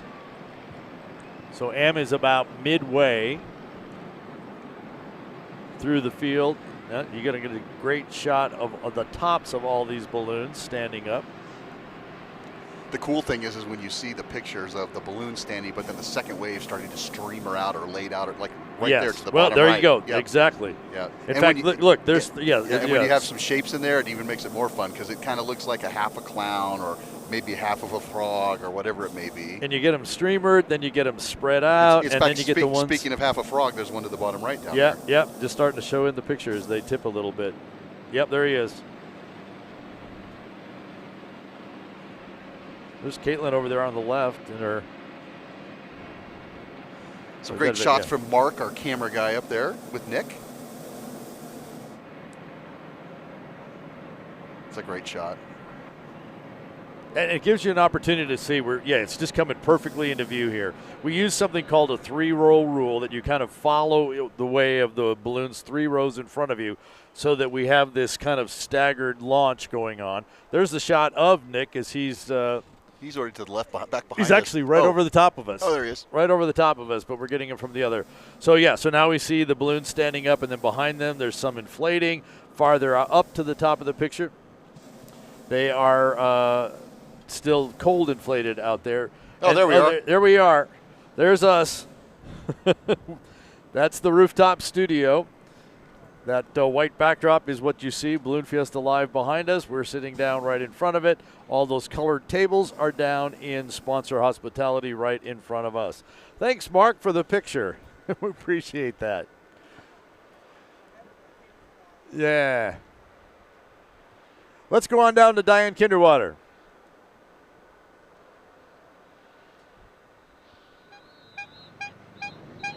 I'm with Kevin, and I saw this gentleman walking with his camera and kind of like talking to himself. And I thought, I have to stop Kevin from Virginia. What are you doing with your camera and talking to yourself? I'm a crazy person, so it's just me. No, it's a home video. I'm filming a home video of this amazing place and an amazing trip, and I'm with a travel company called Embark Beyond. And we're doing a video about Santa Fe, the Bishop Lodge, and then the Balloon Festival. And so I just saw you walking, and you're blogging. You're blogging, but you're walking and blogging. So I'm gonna let you go, Kevin. Nice meeting you. You're in it. I know, but now give me a hug. give me a hug. I'd say, what about a kiss on the cheek? A little kiss. Bye. Happy blogging. Bye. Happy blogging. He needs to turn that camera around to us. Yeah, get us as well. So yeah. I hated to intrude on her date. Oh, great fun having Diane with us this year. Well, she fits right in with balloonists, right? She does. Crazy balloonist. So, there's a great shot. Look at that shot. Yeah, from the Nick Abrams up there. A lot of people ask me, well, I'll never get in a balloon. That's too scary. I'm scared of heights. You know what? That stuff. You don't have a motion. It's not like you're on an airplane where you can feel the thrust behind you. You are going with the wind, and you could probably see that shot earlier when they were coming up the rooftop studio, and it was really hard for the cameraman to hold that shot because you're going with the wind, and your body and your mind are thinking one thing, and sometimes your legs and every other part of your body are thinking something totally different. Mm-hmm. But in my opinion, it's the most calming effect when you're up there, especially as that wind starts to slow down. Right there, you're seeing them start to make the turn. How many times have you taken that person who's got that fear or whatever up, and then once you're up and you're up for 3 or 4 minutes, you can just feel that fear just fade away from them, and they turn right into that. This is really nice. That normally happens, although I do have a dear friend, Beth Trenner from Fort Worth, Texas, who one time I said, hey, look, I'll take you and your mom on a flight. It'll be nice. We won't have to go high. Well, we had to go high. And there were every so often. There were white knuckles on that flight, but hey, we made it back in. And Beth, I hope you're doing well out there. One of the things that there's looking down on Yoda and the other buildings. Great pictures that we're getting. One of the things that you have to do as part of your flight training as you know, is to take the balloon to altitude. Used to be 3,000 feet. Now it's 2,000 for your private certificate. And so I took my instructor. We're going up to 3,000 feet. And we're good till we get to about 1,000. And then the hand grabbed onto the upright. And as we continued on our way up to 3,000, the grip got tighter and tighter and tighter. And this is a commercial pilot. This is my instructor who's doing this. And I get all the way up to 3,000 feet, and she says, okay, we're here, down. Yeah, I mean, some people don't like going high, and I'll tell you what, most of the time, I like to fly in the the 500 to 1,000 foot range. That's the sweet spot. And you know what? Because people can't really tell the difference if you're up that high. You don't really know. You have no idea. I always said the ground doesn't seem to be any farther away after 1,000 feet. Yeah. Yeah, you get to see out farther, but the ground looks just as close at 1,000 feet as it does at 3,000 feet. Right. Now the sun is hit right over the top of it, and so we're starting to get Look some at all great the colors. Yeah. Yeah. We continue to work our way through the first wave. You have Jason Gabriel there in the bottom left in the 76 balloon from Colorado Springs, Colorado, in the spirit of 76. 7th year here at Fiesta. There's Sir Mix-a-Lot. Got a lot more air to get some things mixed up in that one. Oh, yeah.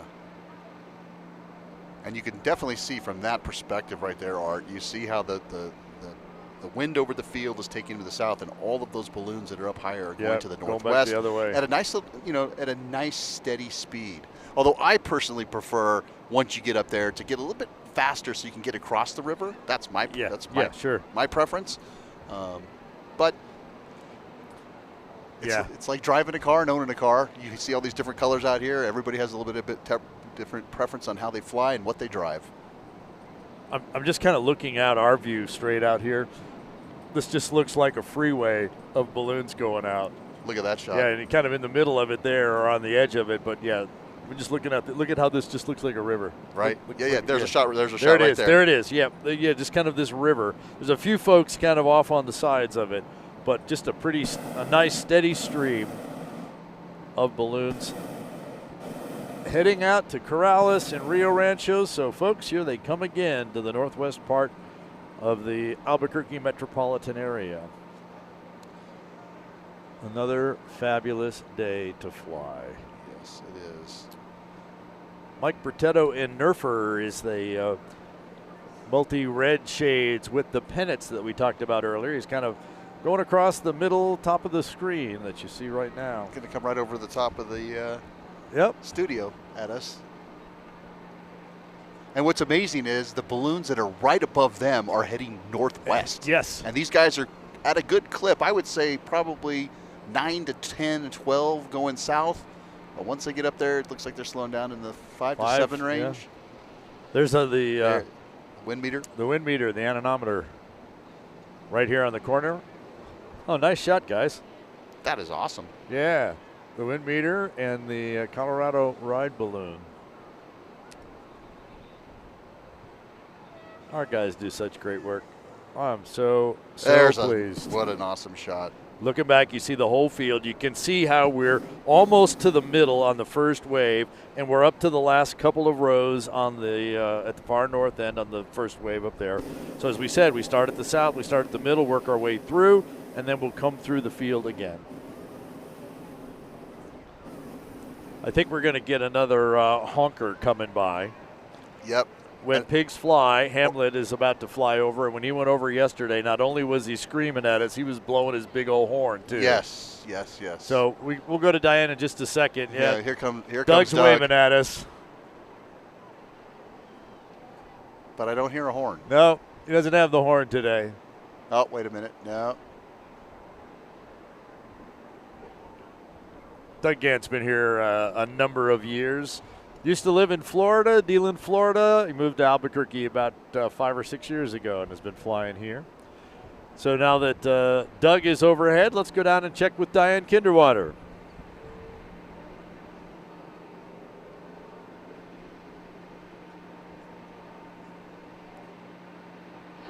You know, it's not all fun and games here at Balloon Fiesta. these pilots work hard. I was going to interview the pilot from Indianapolis, but he said he's just about to go hot. And I said, well, that's what we like, these hot pilots. So he's going to start his burners again. We'll show you the excitement right here on the field as we'll show his close-ups of him, all that he's doing with the basket, all with the ropes.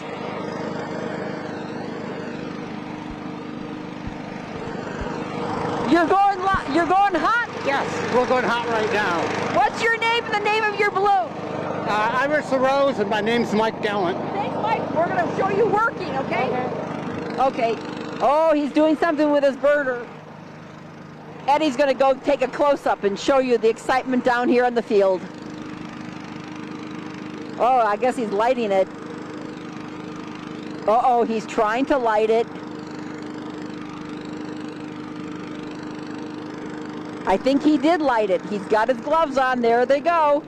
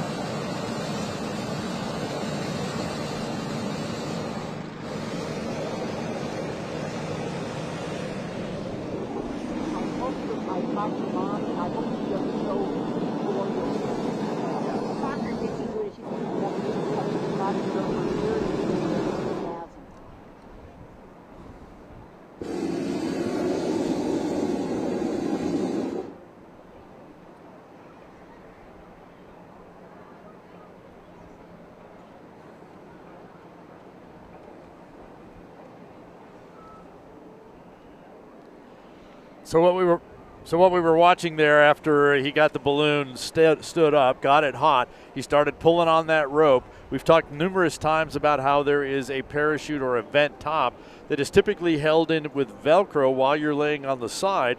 Once you stand up, you pull the top in, you check the operation of the vent, and it pops all of those Velcro tabs loose. And so another very close-up and great shot of getting an inflation, and now we're able to see down on the river from our balloon cam up with Nick Abrams and Cowboys Dream.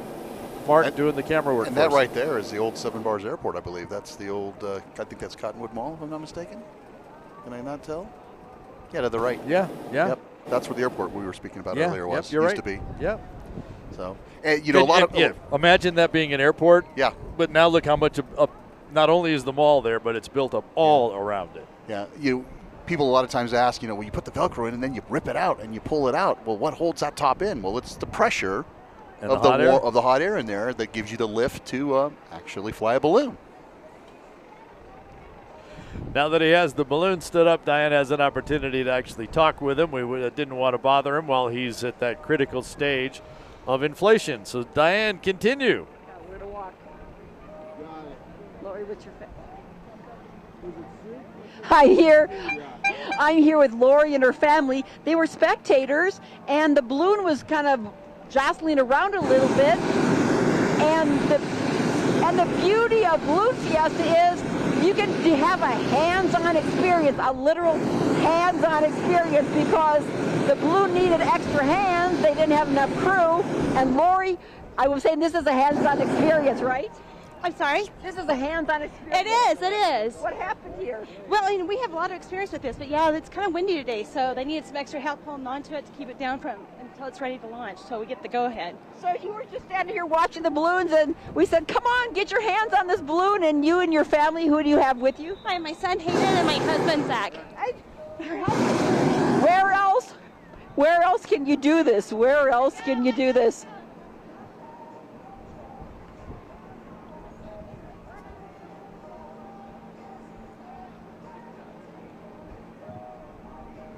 Little bit of excitement here. Maybe the balloon doesn't want to go. Maybe, oh yeah, he wants to go. There they go. Oh boy. That's kind of an exciting. Oh, where is he going? Uh-oh. It's a little bit exciting here.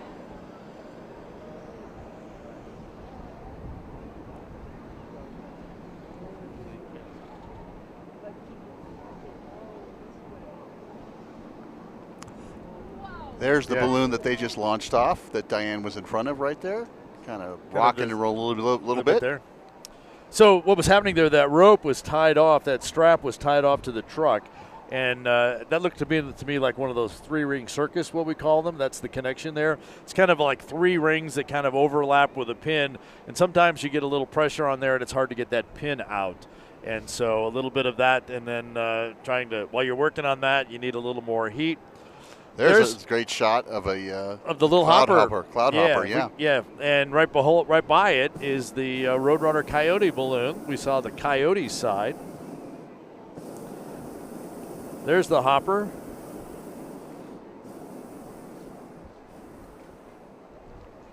And that's Daniel Liberty.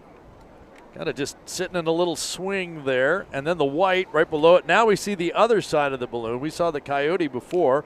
Now we're seeing the Roadrunner side. Kind of looks like the man on the moon right there, right? It kind of does. But they're actually pretty far apart. We're looking at him, and that Roadrunner Coyote balloon is a good 200-300 yards ahead of it. But Easily. the way that looked, it looked like he was going to land on the side of it. And there's back to the Coyote side. This balloon was built by Barbara Fricke and Peter Cuneo back for the 50th Albuquerque International Balloon Fiesta because Sid Cutter had one of these balloons back in 1973. I think that was Barbara if they're waving at you. Is Barbara flying? Yep. I believe it was.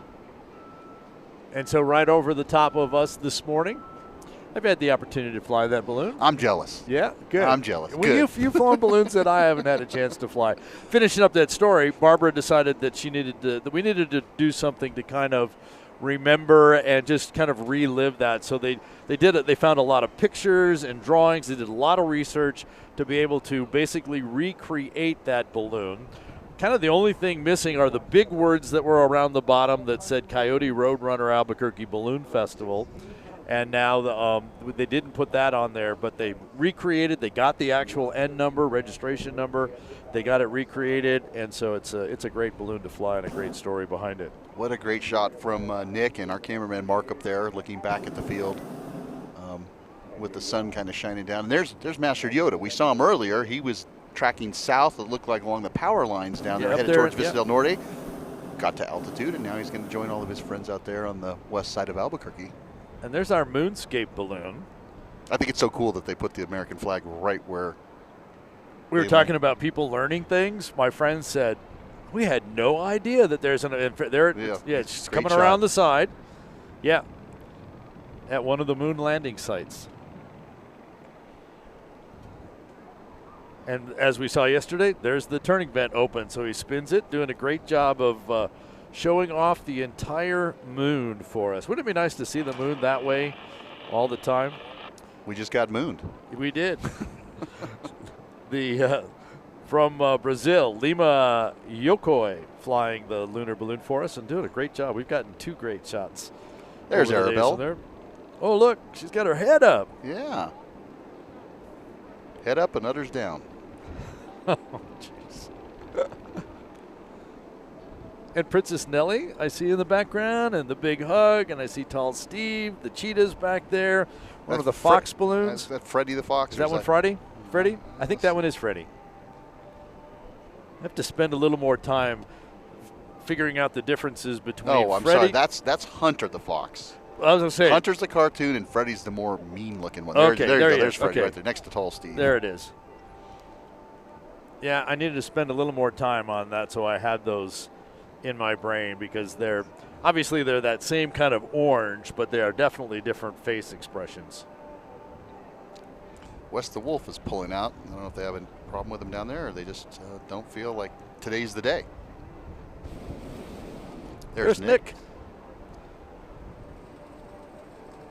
I still love those jackets and shirts and things like that. No. So that the altimeter device there, the altimeter, the red box there, that's his Digitools. gives him not only the temperature at the top of the balloon, it gives him his ambient temperature, it gives him his altitude, it gives him his climb or descent rate, as well as what's the other one that's in there? His basically his GPS location, so his track. There's Nick. That he's going this way at this fast. And, of course, it records all that, so after the flight, he can download it and go back and see what things were going on. We've talked about the red line. The red line is the line to the vent. We could see that there as well. The Montgolfier replica we see on our screen now. The name is on the tip of my tongue. You're going to find Larry it. Nicolay. There you go. From Newport, Minnesota. Flying Montgolfier. And there's Big Hug. With a little bit of bear. David or Ray, I can't tell which one, that just flew in front of him. I think that's David. Probably David. And there's our flight safety team. You can see Tom Bueno actually sitting there speaking with an FAA representative. And Henry Rosenbaum with the black beanie looking up into the sky like a child at Christmas. And to the left of Tom, Tom's the one with the red hat. There's Duncan. He was up here talking to us the other day. Have Mike Garcia there to the far left. Making sure that everyone's safe out here at the 52nd Annual Albuquerque International Balloon Fiesta, powered by ExxonMobil. I'm Ted Maes, along with Art Lloyd Jr., and yet another fantastic day today, Art. And we talked about people getting in the river. We're looking down in there. I see Denise Dupree, the pink one with the brown top. And is that over on the right-hand side? That's Mark Yoakum in Air Rocky Top. Mark is everywhere. I don't know if you saw the video of his landing yesterday. Oh, she just touched in. She's in the river. Diane just touched in the river. That was like a splash and drag into the dirt. But that's okay. That's all right. She got in. She got in there. You were talking about Mark's video? Mark had he posted to social media yesterday. He made this landing down in, it looked like in the university area of Albuquerque yesterday, where he just came in and landed on a street full of trees. And I give it to you, Mark. That was an awesome landing. Yeah. I wouldn't have done it, but that's not my comfort level. But you did an awesome job. We're not seeing it on the screen, but right overhead there goes Pat Irwin. He'll be flying our camera towards for the weekend for us in the blue balloon with the Nevada logo on it. Nick's going to fly 4 days for us, and Pat's flying 4 days for us. We had Ray Bear fly the first opening day. That right there is Clown, or as you affectionately call it, Olaf. Flying over the left side of us there, over the rooftop studios. And as they pull out, there he is. Yep. Right with the weather station. Yeah, notice it's picked up a little bit there. The anemometer is spinning just a little faster than it was the last time we looked at it. Just a little bit, just a smidge. I see Smokey standing up out there. In fact, you can start to see the balloons on the ground. You see they're starting to move just a little bit. Deb Oskelin taking off there from Albuquerque. Are you going to get your hair tinted? Purpleized? Well, that's the word. That's the word. Ted's going to become purpleized before the end of Fiesta, so. We'll look forward to that. And if we could get the red balloon over the field with the bunting that you were talking about earlier. Yeah. Well, that is always pretty, and it's kind of reminiscent of some of those early balloons in the 70s and 80s. It is, there it is right there. That's Time Traveler. It definitely makes the balloon heavier. Affectionately named, I should say. That's Time Traveler. Tom Caton from Brins Mill, Missouri. 12th year here at Fiesta. Yes, it does make it heavier, but a very nice look. Yeah, it does. It does. Diana's managed to wrangle another pilot. Let's see if we can get to them before they launch him off the field. Diane? Yeah. Yes, before they launch, that would be great. I've got Zach Maxwell. He's a balloon pilot from Albuquerque, his first time at Fiesta, and he's flying the balloon Dixie, and he is very excited because he is second in competition. Zach. Hello, how are you guys today? Well, my name is Zachary Maxwell. I'm currently trying to keep my balloon standing up. This is my very first Fiesta. I've only been a pilot for 1 year and 4 months. I'm currently in second place for competition right now. And actually, he's working hard. I'm not going to distract him. You got to pay attention to what you're doing. You don't want to burn your balloon. Never. Always look up while burning. You're the crew chief, Jesus. You got a big crew here. Yes, we do. We have a very good crew. Our crew, I would say we have the best crew out here. Best crew on the whole field. How are you second in competition, Zach? What? Sorry, one more second. Well, I've scored really well, and I couldn't have done it without my navigator and my team down here. We work really well as a team. They help me navigate from the ground. I navigate from the air. We work as a solid team, and I think that's what really has put us up there on the leaderboard. In the competition, what were you doing? Dropping a beanbag on the... We drop baggies on the X's.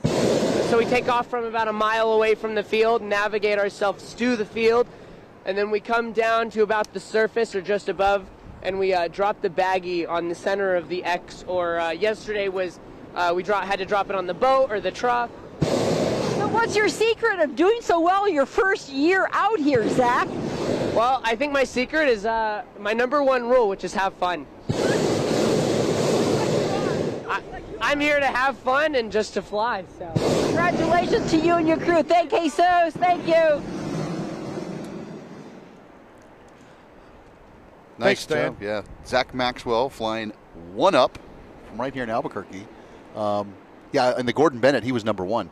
Yeah. And there were only 13 people that actually scored. So, as we talked about the other day, a lot of rookies are doing very, very well to start off the competition here at the Albuquerque International Balloon Fiesta. And the way to stay at the top is to score every single day. You don't have to be number one, but you got to score every single day. Here's a shot looking back at the field, and we see we still have quite a few in different stages of inflation, from stretched out to being cold inflated to standing up hot, waiting for the launch director to give them the thumbs up. But then as we pull back, look at all the balloons in the sky. Oh, Nick and Mark, thanks for that shot. And the alien over on the right-hand side. Oh, yeah. And more getting off. That's Matt Hurst flying right there. Captain America, Mr. Captain. Sorry, Matt, if I messed it up. Captain something or other. And I don't know where Matt's from, because the last time I saw Matt, he was in Las Vegas, Nevada. Before that, I know he was in Pennsylvania. So it's not just the Flight of the Nations Day. It's Matt Hurst. Which 50 state are you from today? Exactly. I think that racer taking off, the yellow one that we just saw while we were looking at Matt, I think that's Joe Candelaria. I believe from you're right. Albuquerque. Here's Vampirella coming towards us. Oh, perfect there it timing. Is. Yep. Right before that was the chicken and the egg. And that actually was supposed to be one of the Flight of the Nations balloons, but maybe he held off to see what would happen. That is, let's see here, Pascual Noor from the Netherlands. Smokey's airborne. Hey, Elizabeth Rice Smith. Most of us know her as Beth. Yep. Brand new envelope. We talked about it being the third envelope for Arabelle. Let's see, this would be the third Smokey, wouldn't it? Yeah, it would. And a little bit different. If you can kind of zoom it, there you go. If you look at the little hair that's on the envelope of that balloon, it's not laid in. It's actually manufactured into the fabric, and they were having some trouble with it sticking a little bit, but probably because it was new. The brim doesn't seem to be quite as wide on this one as the previous one either. And only one vent, from what I was told, for the nose. Oh, okay. So the crew's got to love that, because most of these shapes balloon have multiple vents. Every little appendage has one, yes. So Duke City Ready Mix. Duke City Ready Mix with Sir Mix-a-Lot and the Dos Equis balloon. The Rax Building Supplies is down there. It's Frankie Martinez. All of the balloons that are in the sky. I saw Alicorn. There's the unicorn off in the upper left of the screen. Saw them take off from down here on the field. Didn't get a chance to talk about that. Jada the elephant is out there. That's the green one, kind of just off center.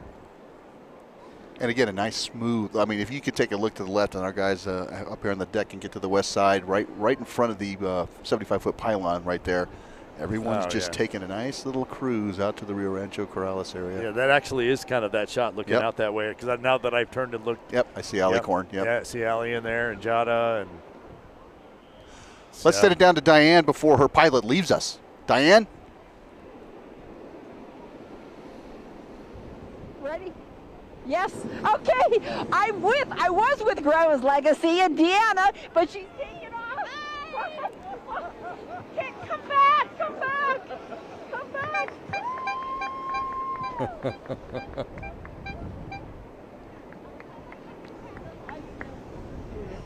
So banner 2-3, you looking that up? Yes. That's Cameron Wall. Oh, okay. We should know that. Yeah, we should. Yep. Yeah, Cameron Wall, the kind of painted balloon of his grandmother's artwork on the side. Yep. Unclaw, Washington. I believe Cameron grew up here, though, if I'm not mistaken. He did. His mom and dad still live here. Mom used to be a TV anchor in town. Hey, over there, better mention. Oh, yes, Ron Sanchez and the Bubba's 33, Food for All balloon. Yeah, he's going to be behind the roof. We're not going to get him on camera. No, but shout out to Ron and the crew out there at Bubba's.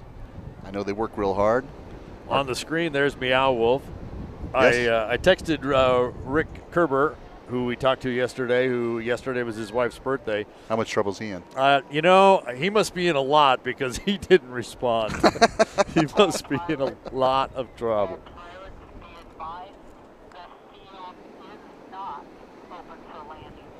All right, well, Assistant Balloon Meister Peg Bilson just came over the pilot's radio just to remind them that the field is not open for landing as we're still in the middle of Wave 2 launch operations. So if anybody's out there on the crew watching this, you may want to let your pilot know if you're anywhere in the vicinity. The field is not open for landings at this point. Still have too many launching from here. Yeah. And frankly, you'd have to kind of work to get back to the field.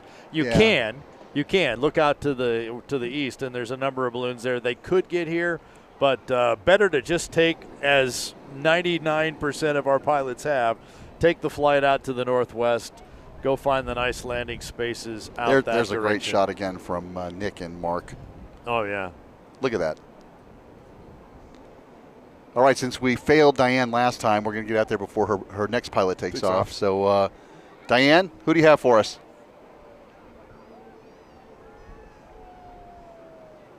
I have Cindy and Byron with Grandma's Legacy. Their son, Cameron just took off with we were trying to shoot Grandma's Legacy, but they floated away before we could get the interview. We've got strong winds this morning, so they took off. They did. Tell me about the artwork with Grandma's Legacy. All right. So my mom has always been a painter. She was always loved watercolors, loved creatures, and she really took up scuba diving for her 70th birthday. And so we all got to scuba dive together. My mom always loved snorkeling. This is 3 of her kind of whimsical underwater paintings knitted together with a computer process by Kubitschek balloons, because they actually print the fabric. So they're able to do this crazy balloon. And Cameron and my mom kind of cooked this up around the dinner table one day, and literally cooked it up around the dinner table. Absolutely. Beautiful. And if this face is well known to all of you out there in Albuquerque, tell us where you used to work. Channel 4, KOB. You were an anchor. Yes. Millenniums ago, decades ago. Now Yeah. you're with the ballooning family. Fantastic. Yeah, full circle, because I knew nothing about ballooning until I first started reporting on it when I actually worked for Channel 7, really way back, in the early 90s. And so I had no idea even what a gondola or a basket was. And we named our son Cameron, and it wasn't even after, Cameron balloons. It was a very weird, fluky thing. Fantastic. Yes. Look at them go. Thank you. Thanks for visiting with us. Thank you very much. Thanks, Diane. Have fun, everybody. Yeah. Happy Fiesta. Happy Fiesta. All right. Bye, Grandma's balloon. Took off. Hey, Diane, tell Cindy hi from Ted and Art down Yes. here on the roof. Please do. Yeah, that's what I was talking about. Cindy, the mom. Yep, was an anchor. Anchor here on the TV station. About the same time I was doing TV in town, and Diane was on the channels as well. Well, if Cameron wants to know what he's going to look like in about 30 years, he remarkably looks like his father. Good-looking guy. Yeah.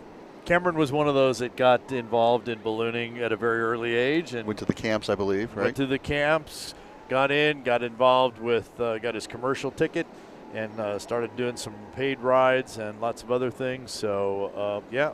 Yeah, I follow him on social media up there in Washington. He loves what he does. He does. Yeah. And apparently does it well. Yes. Always flies well here. Always looks good. We've seen him both mornings coming into the target during our competition days. Here goes Johnny Petrin off the south end. We don't have him on the camera, but I noticed last night that balloon's for sale. Yes. Yeah, that racer. That balloon right there on the right of the screen we're looking at is America. Frank Anger from Bedland, Mississippi. 7th year here. 90,000 cubic foot. Kubitschek. Pretty balloon. Yeah. But they're all pretty, right? Everyone. There's no such thing as an ugly balloon. Some are just prettier than others. The Blue Macaw.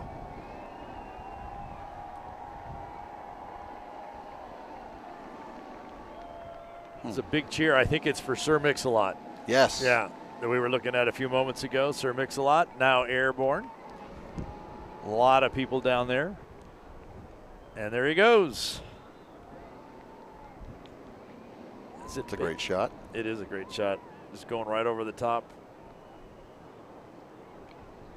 I think, let me verify my name here. Yeah, Bill Baker from Longview, Texas. Flying Sir Mix-a-Lot for us. Made its first flight just a couple of days before Balloon Fiesta. 140,000 cubic feet. The drum itself, just the drum on that, is 105,000 cubic feet. We've been talking about our normal size balloons are 90,000, so you see that's another 15,000 bigger than that. Well, you know, we've been so busy with balloons all morning and the Maes Ascension. We need to talk about our Balloon Fiesta Live replica New Mexico State license plates that we're giving away. We're giving away stuff. We are. So good stuff. And lots of people interested in getting it. How many total do we have signed up at this point? Last I looked, we were over 2,000 entries. Wow. Of people looking to get one of 50 license plates that we're giving away. That's awesome. Yep. So all you have to do is you have to scan that QR code, put your name in just one time because we're going to use your names the entire event. Art has an auto generator that he's going to pull 3 names each session from. And we will send these to you. Art will get back with you after the fiesta is over. And it's not prohibited to just the people of the United States. This is everyone. Since we're on the World Wide Web, we would like anyone and everyone to scan that QR code and enter. You may remember the other day we actually picked a winner from London, England. Yes, we did. So, and then on New Mexico Day, it turned out I use a random number generator, and we got the folks from around New Mexico, 2 from Albuquerque area and 1 from Santa Fe. So if you want to get involved in this license plate, just scan that QR code, put your name in, and Art will pull your name. We'll pull 3 names. I'll pull 3, yeah. And maybe you'll be one of the winners. Do you want to hear who's the winner this time? Yeah, I do. This session? You yes, want to hear the winners? please do. Okay. So from Albuquerque, we have Catherine Chavez. From Trinity, Florida, we have Michael Karchik. And from Peoria, Arizona, James Hurst. So those are our 3 winners for today, for this Wednesday session. We're halfway through the week, so there's still chances to win the license plates. Again, once you get yourself in that, scan that code, go ahead and get your name in. We will put you in the list. And again, I do check for duplicates. I found another one yesterday. Uh-oh. Come on, guys. Yeah. Play fair out there. It's okay. I'll double check you. But yes, then it's a random number generator, and I find your number, and boom, it's there. And again, we'll be in touch with you after Balloon Fiesta. All of a sudden, all the stage is taking. The stage crew is taking. There's a great shot right of there of Nick. Shelby Sunrise, I spoke about earlier, was down in the bottom right there. Yeah. That's Yvette Galvez from Albuquerque, and it's a little bit harder to see that view because of the sun, the way that you're against shooting against the sun there, or towards the sun, I should say. Towards it, yeah. But still. But look, yeah, just look at the sky. And what people don't realize, I mean, if you're not from Albuquerque, growing up here, you're looking at an area right there where they're flying, and those are the Manzano Mountains to the south, several miles away. Yeah. You can see hundreds of miles from the top of the Sandia Mountains, and when you're in a balloon, you can the same thing. You're as high. You're especially from that shot right there. There's the Valdez Caldera out there in the north west part of the city as you head up north. It's a great view. There's Little Dog, that PPXTB, and we're looking down at the feet, the paws there. One of our special shapes that'll be spanning up. Remember, tomorrow and Friday, it is special shape days here at Balloon Fiesta. We'll stand up our 100 plus special shapes in the morning, and then we'll do their own very special glow in the evening. We used to fly the special shapes in the afternoon, and now it's just better to stand them up and do a glow with them. So we used to call it a rodeo, now we call it a glowdeo. And we've had fun glows with the regular shaped balloons on Saturday and Sunday. We do have another regular shaped glow coming up Saturday night. Music Fiesta is Saturday afternoon as well. So we are kind of winding our way through. It's kind of like the second wave kind of melded right into the first wave as well. So just kind of seems like they kind of moved quickly, one right into the other one as we kind of work our way through. Our Wednesday midweek Maes Ascension that got started off with our Flight of Nations this morning. There's Michael Glenn flying right there. We'll talk about that when we come back. We'll talk about Michael. Okay. Diane, who do you have down for us on the field right now?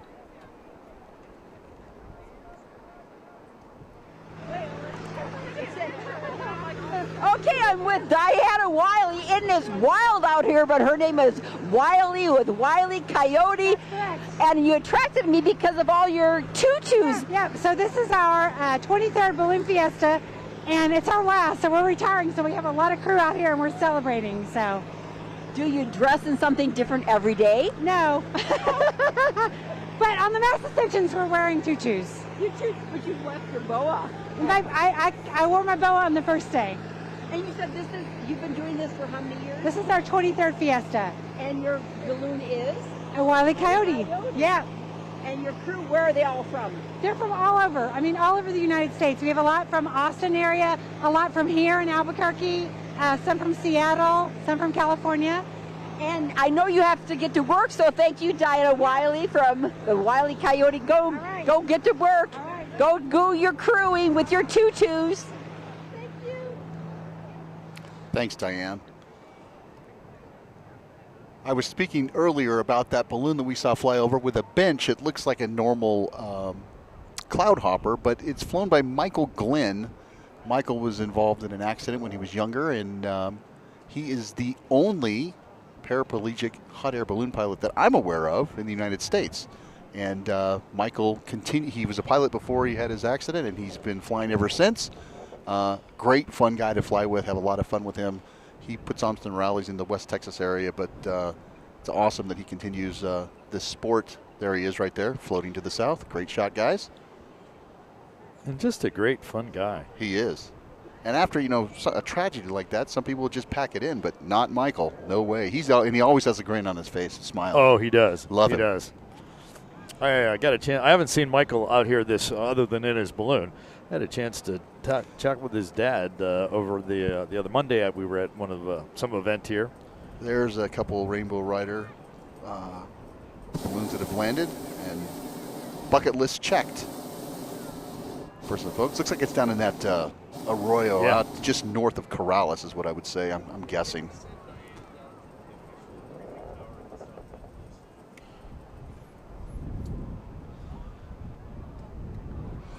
Well, back here on the field, we're continuing the second wave of this morning's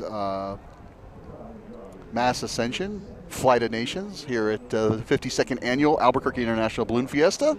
The Coronado Center balloon, where it all started. Where it all started. You may remember that we caught up with a wedding a few days ago, and that was actually taking place with the Coronado Center balloon. Was it?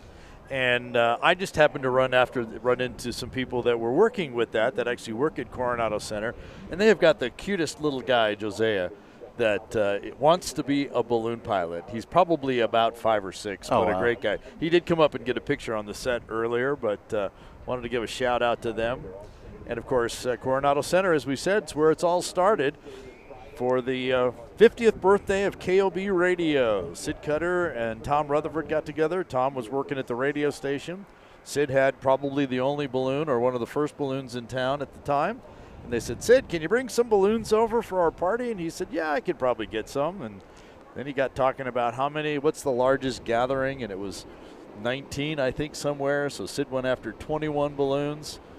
But because of weather, only 13 of them could show up. Yep, so we didn't get the largest right off the bat, but boy, it ballooned, literally, pun intended, after that, from 13 balloons to more than 100 the next year, and that became the beginning. I also like the story. I believe it was Tommy Rutherford that went out and printed tickets, if I'm not mistaken. Is that correct? Yeah, you were going to have tickets or passes to be able to get onto the. And when he showed up, Sid was when Sid used to tell the story, he was chuckling about the fact that Tommy showed up and. With about 200 passes. And 20,000 people. Yeah. So. Tommy says, I just threw the passes in the back seat and gave up. We're done here. So. We're seeing some of our Fiestas de los Globitos, which are now inflating, which is the towards the back half of this Maes Ascension. It's sponsored by the city of Las Vegas, New Mexico. We had the mayor on the other morning. That's Fire Dog and a little mini squeak, Steggy, sorry. It's really interesting how many of these RC balloons are literally mini replicas of the full-size balloons. Like you just said, the two you just mentioned, Tiny the Fire Dog and Steggy. I had a guest yesterday. I was down there talking to some friends on the field, and this lady walks up and goes, "Oh, they're flying balloons again." And then she realized that they were actually Globitos. But she says, if there weren't normal people standing next to him, I would have thought it was a regular hot air balloon. Yeah, actually, I don't know if we can get this shot looking straight out. There's Tiny the Fire Dog, and looks like Darth Vader behind it. So you get a chance to be able to see the size reference. And Diane Carlson's Bandit. Yep. So there you get to see. There's close up. There you see there's nothing in the basket. The guy's standing there holding it. So you get a little bit of a perspective of the size of Tiny the Fire Dog. So this is really Tiny the Fire Dog as opposed to the a really tiny fire dog, yeah, right? a really tiny fire dog, yeah. Although I noticed that. There's the shot I was asking for. Yeah, there you go. I saw on social media Brad Rice's wife. They fly a Hearts of Fire, a mini Hearts of Fire. Yes, they do. And they have added 2 pilots to that, Andy and Raggedy Ann. Oh.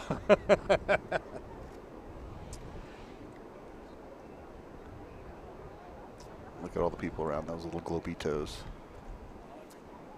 Melissa Bond is our balloon maestress for the Fiestas de los Globitos. So I know Melissa puts a lot of hard work into getting all these guys together. And at one time we had the world record. We've lost the world record. We're going to try again for the world record. We'll see what happens with that. But it's just another extension of our ballooning family that we've talked about this entire time. And I know that Melissa for years and years and years has been into ballooning, and this keeps her in it. And there's a lot of old-time ballooners, I hate to say it that way, but now they are Globitos pilots. It's a way to keep flying when you don't have the physical skills, or when you get old. I mean, it's work. It's a little bit of work to fly, especially in the pack-up and the other types of things.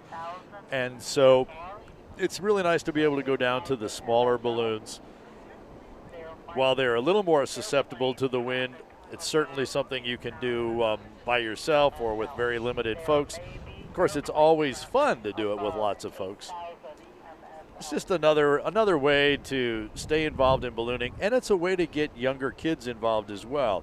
Because while you can get a pilot certificate, a student pilot certificate at age 14, you can't get a private certificate till you're 16. But you can go down with the Globitos in the smaller balloons without any kind of license or certificate and get started that. And it's all the same. They're made out of the same fabric as our big balloons.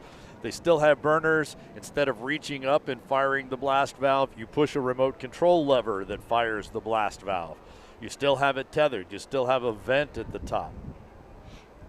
So it's a great way to learn all about flying balloons. And then you have the opportunity to apply that to larger ones if you are so inclined. There is Snorkel. At least that's what we're going to call We're him. calling it that. Thomas Seibel from Freudenberg, Germany.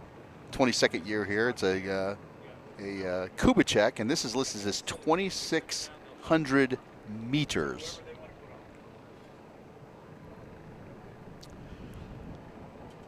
The Plains Capital Bank balloon, the Bison, in the buff. in the buff. Yeah, they fly in the buff. Don't send Diane towards that balloon, No, please. no, we're not doing that. Nope. We're actually, you were mentioning the officials tower a few minutes ago when we pointed out Henry and Tom and a few of the others over there. We're actually sending Diane over there to see if she can pick up an interview with them and chat with them.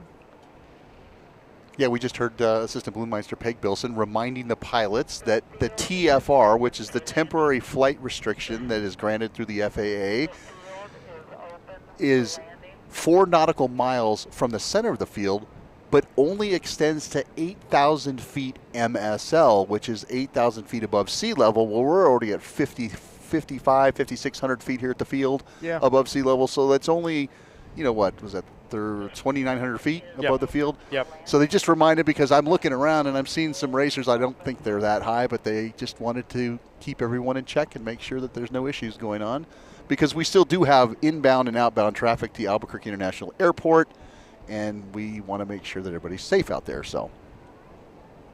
And we are actually, for those pilots who understand airspace, or anyone who understands airspace, we are actually in the outer ring of the Class C airspace for Albuquerque.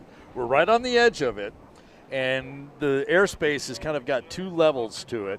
So the idea is we're outside the lower level, but we're in the upper level. Right. And they just announced that the field is open for landing. So for some of those folks, and again, I'm wondering if comes one right here. That's a competition balloon that's right there.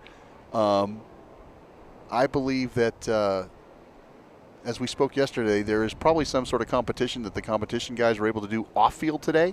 So that's, I think, why we're seeing some of them over here to the eastern side that took off-field. They typically, today's competition does not count for any of the overall.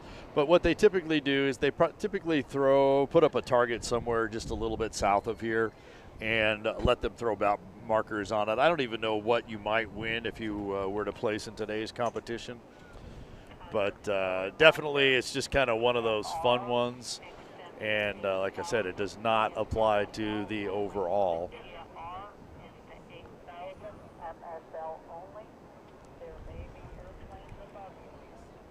Well, what you would win is you would win another balloon ride, right? Yeah. Wow, look out to the west. You can kind of see Frankie out there. Oh, there's the... Yeah, there's the Plains Capital Bank balloon, the in the buff, using the rotating vent to let us see the buffalo on the side. Flying right over the rooftop studios here at Balloon Fiesta Live. You are watching live coverage of the 52nd Annual Albuquerque International Balloon Fiesta, powered by ExxonMobil. I'm Ted Maes, along with Art Lloyd Jr., and another spectacular day in the land of enchantment for day number 5 of the Balloon Fiesta. And Barry Ballinger flies from Lubbock, Texas, flies in the buff. This balloon we've seen at the target the last couple of days. Yeah, and every time I go to pull it, I can never remember the name of the number. I'll see if I... Again, Art's using his unbelievably helpful AIBF tracker. Spotter. So, in fact, we talked about this balloon not only on the air, but we talked about it at dinner last night with some friends, and we were looking it up. And if there was someone was talking about the program and all the pictures and all those things are in there, unfortunately, the program goes to print in June. Yeah, I don't think that's the right one. No, I don't think so either. That one's got some extra colors at the top.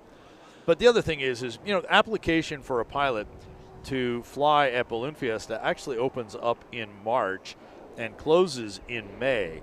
And that's a number of months where you might have to change, or you want to change balloons out.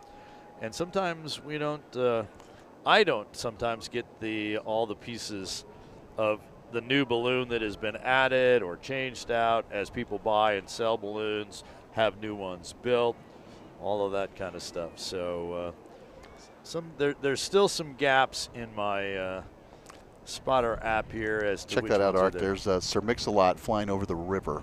Oh, nice. Again, Nice. our crew's all over it. Ask and I shall receive. Uh-huh.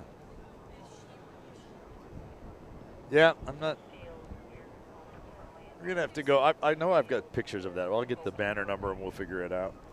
The other thing that happens, too, is pilots will register with Balloon. We'll just call it Balloon A. They'll register with Balloon A. And then when they get here, they say, you know, I'd really like to add this balloon. I've got this new one, and I want to add it in there. And like I said, sometimes that doesn't make it to my list of balloons. Even though every year it gets better, we have more and more. We talked about when you, and I'm glad that you're enjoying using the Spotter app. I've been using it myself for a number of years. Anyway, one of the thoughts that I originally had when I did it is I wanted to be able to point the camera at it and let the camera do the recognition. Yeah, we've talked about that. But I had a thought the other night that because I'm not sure that technology is there yet, but maybe if it could recognize the colors of the balloon and use the color list to help with the search. So I think that's the next thing I'm going to investigate before next year to make that work. Well, it's incredibly helpful, and I'm not flipping through a program, which I would have finger cuts. Yeah. With as many balloons as we're having coming in on competition and flying out during the day. Well, and again, as I said, the program has the primary balloon. It's a great program. It's got great information in it, and it does have probably 90+% of the pictures of the balloons. And the globitos as well. So all that stuff's in there. So pick up a program, and you can get them online at balloonfiestastuff.com. You were going right. I was going right there with you. Yeah, good. So at balloonfiestastuff.com, we have a special for you guys. If we can throw it up on the screen, gentlemen.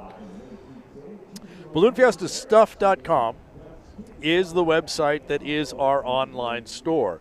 So while we have two big merchandise tents here on the field, one at the north end, one at the south end, that you can go shopping. For all of you who are not here, can't get to the merchandise tents or can't get to our physical gift shop, balloonfiestastuff.com is the place that you can shop online.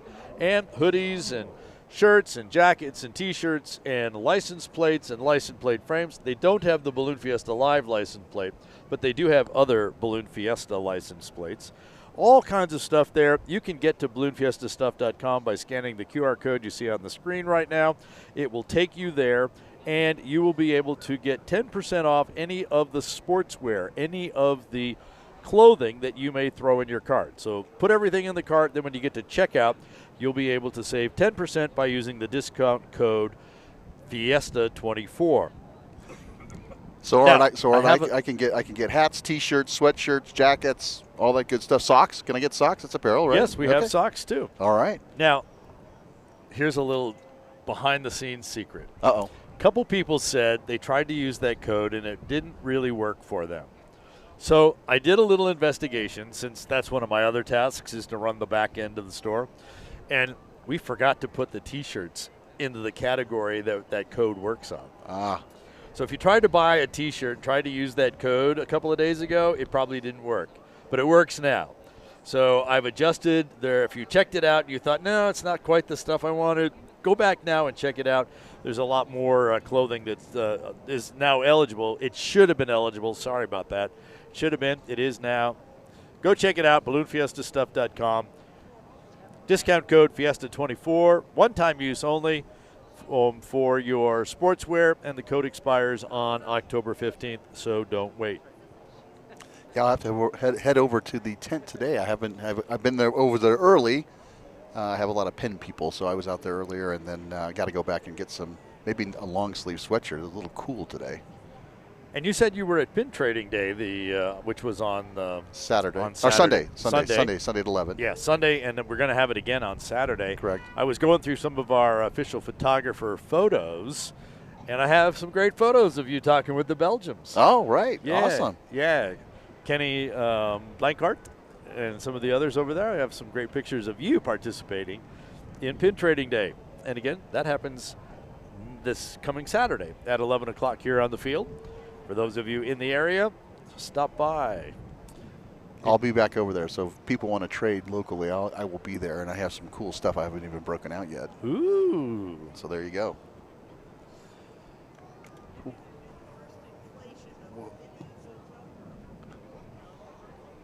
Oh, okay. So we've been told that the first inflation of the mini Zozobra will be taking place over at the Fiesta de los Globitos, and there he is, Old Man Gloom. That's horrible, right?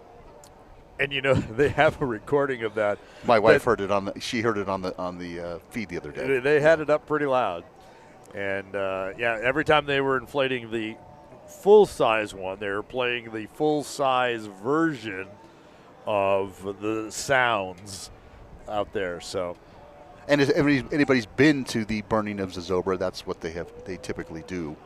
Right. For those who are not from here, Zozobra Old Man Gloom, this is the 100th anniversary of them doing this, where they set this, people call it a puppet, but they set this really tall thing up. Large marionette, actually. Yeah. And so they stuff it with people's grief and sorrow and sadness with all this stuff written out that way. And then at some point with a huge amount of ceremony, they literally set him on fire. And they burn all this sadness and all this grief. They get rid of all of that. And so in celebration of 100 years, they have built a hot air balloon that is 140 feet tall. Yep. Weighs something like 770-some pounds. It's large. Yeah, it is very large and skinny and tall. And as we've said, its first flight was here over the weekend. And the I spoke with I spoke with the pilot, Mark Trianis. That only has a 12-foot parachute in the top of it. Oh, there's Nick. They just landed their balloon.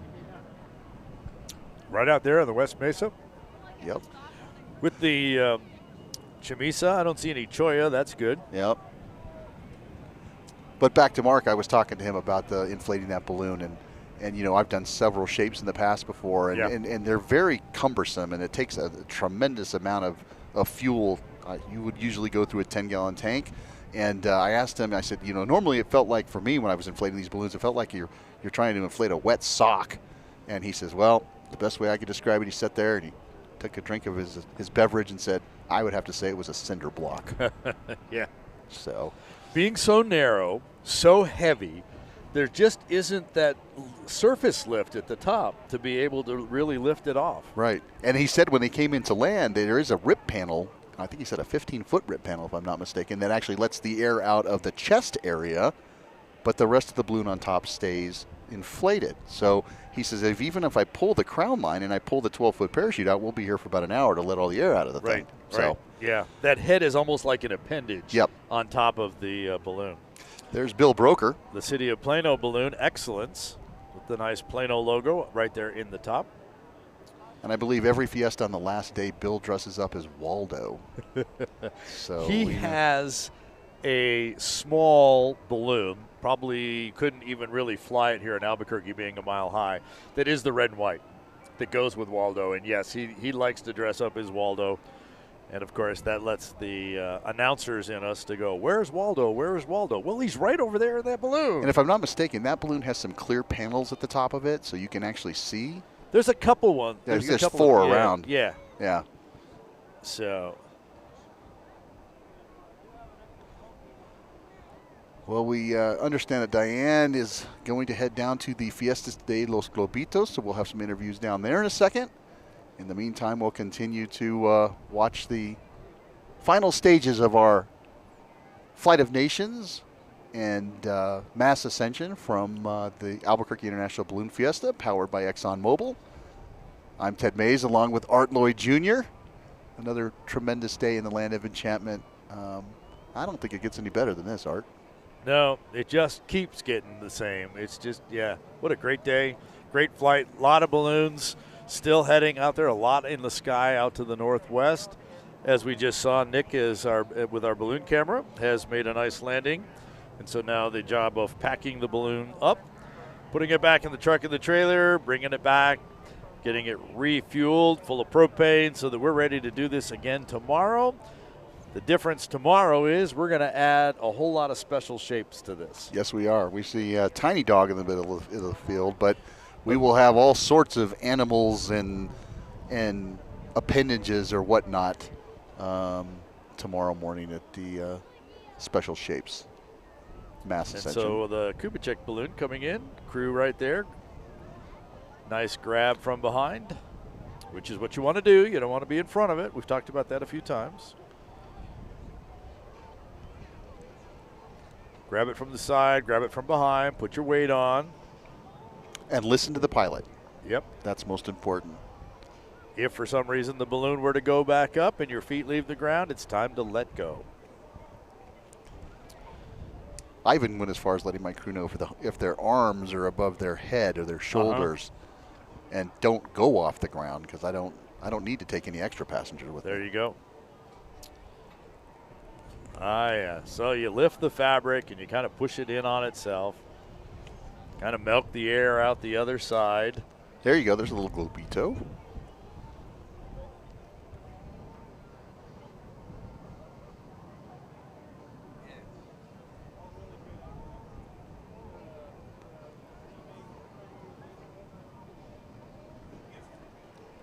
Yeah?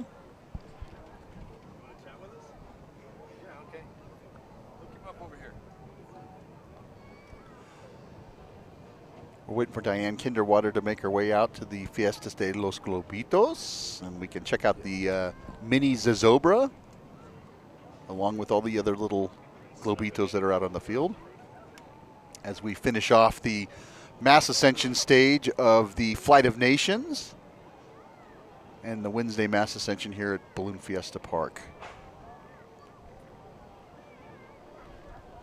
So I think the balloons that are standing up on the field here now are still there, are going to go ahead and do a static. We do have a couple of them coming back and landing on there. And, of course, we've got the globitos up and down and puts them up and then kind of wait out. And those they use those little tiny propane tanks, so it seems like they have to change those out a little more often, right. Those types of things.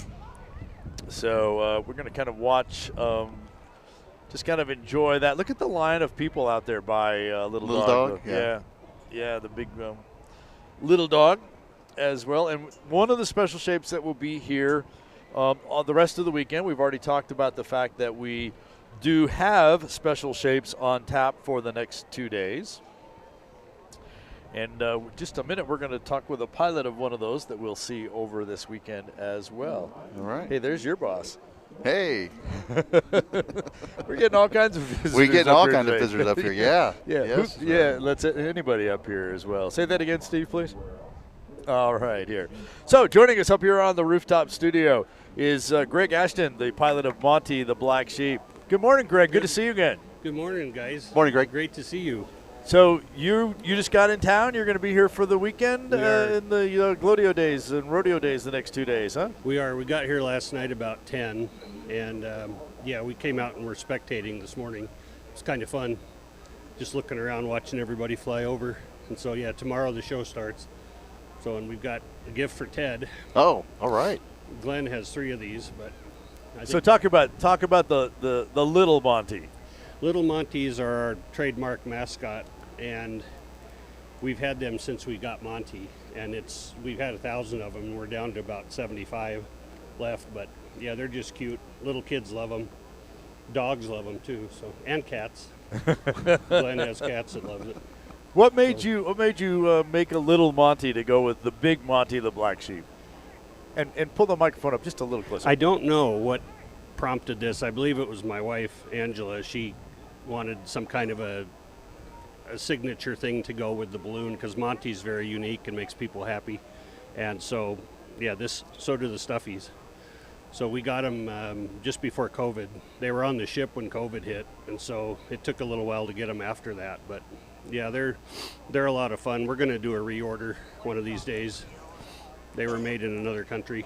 So if someone wanted to get their hands on a Little Monty, what would they do? Well, how's that work? There's a vendor or two on the Midway that have them, and then we have some with us in the chase truck, or you can get them on our website at www.montytheblacksheep.com. It's all right. So what do you? What's your anticipation for the next 2 days here? What are you looking forward to? We just want to fly, and we want to put on a show for the people. And 110 special shapes is going to be phenomenal tomorrow and Friday. So super excited. Well, Greg, the weather we've been having and the outlook that Brad Tiemeyer and the team has for us high pressure through the end of Fiesta, so it's very favorable for shapes and calm winds. So you guys should have a lot of fun with 109 of your other friends. Very excited. Right? Yeah, we love coming down here. This is our favorite time of year.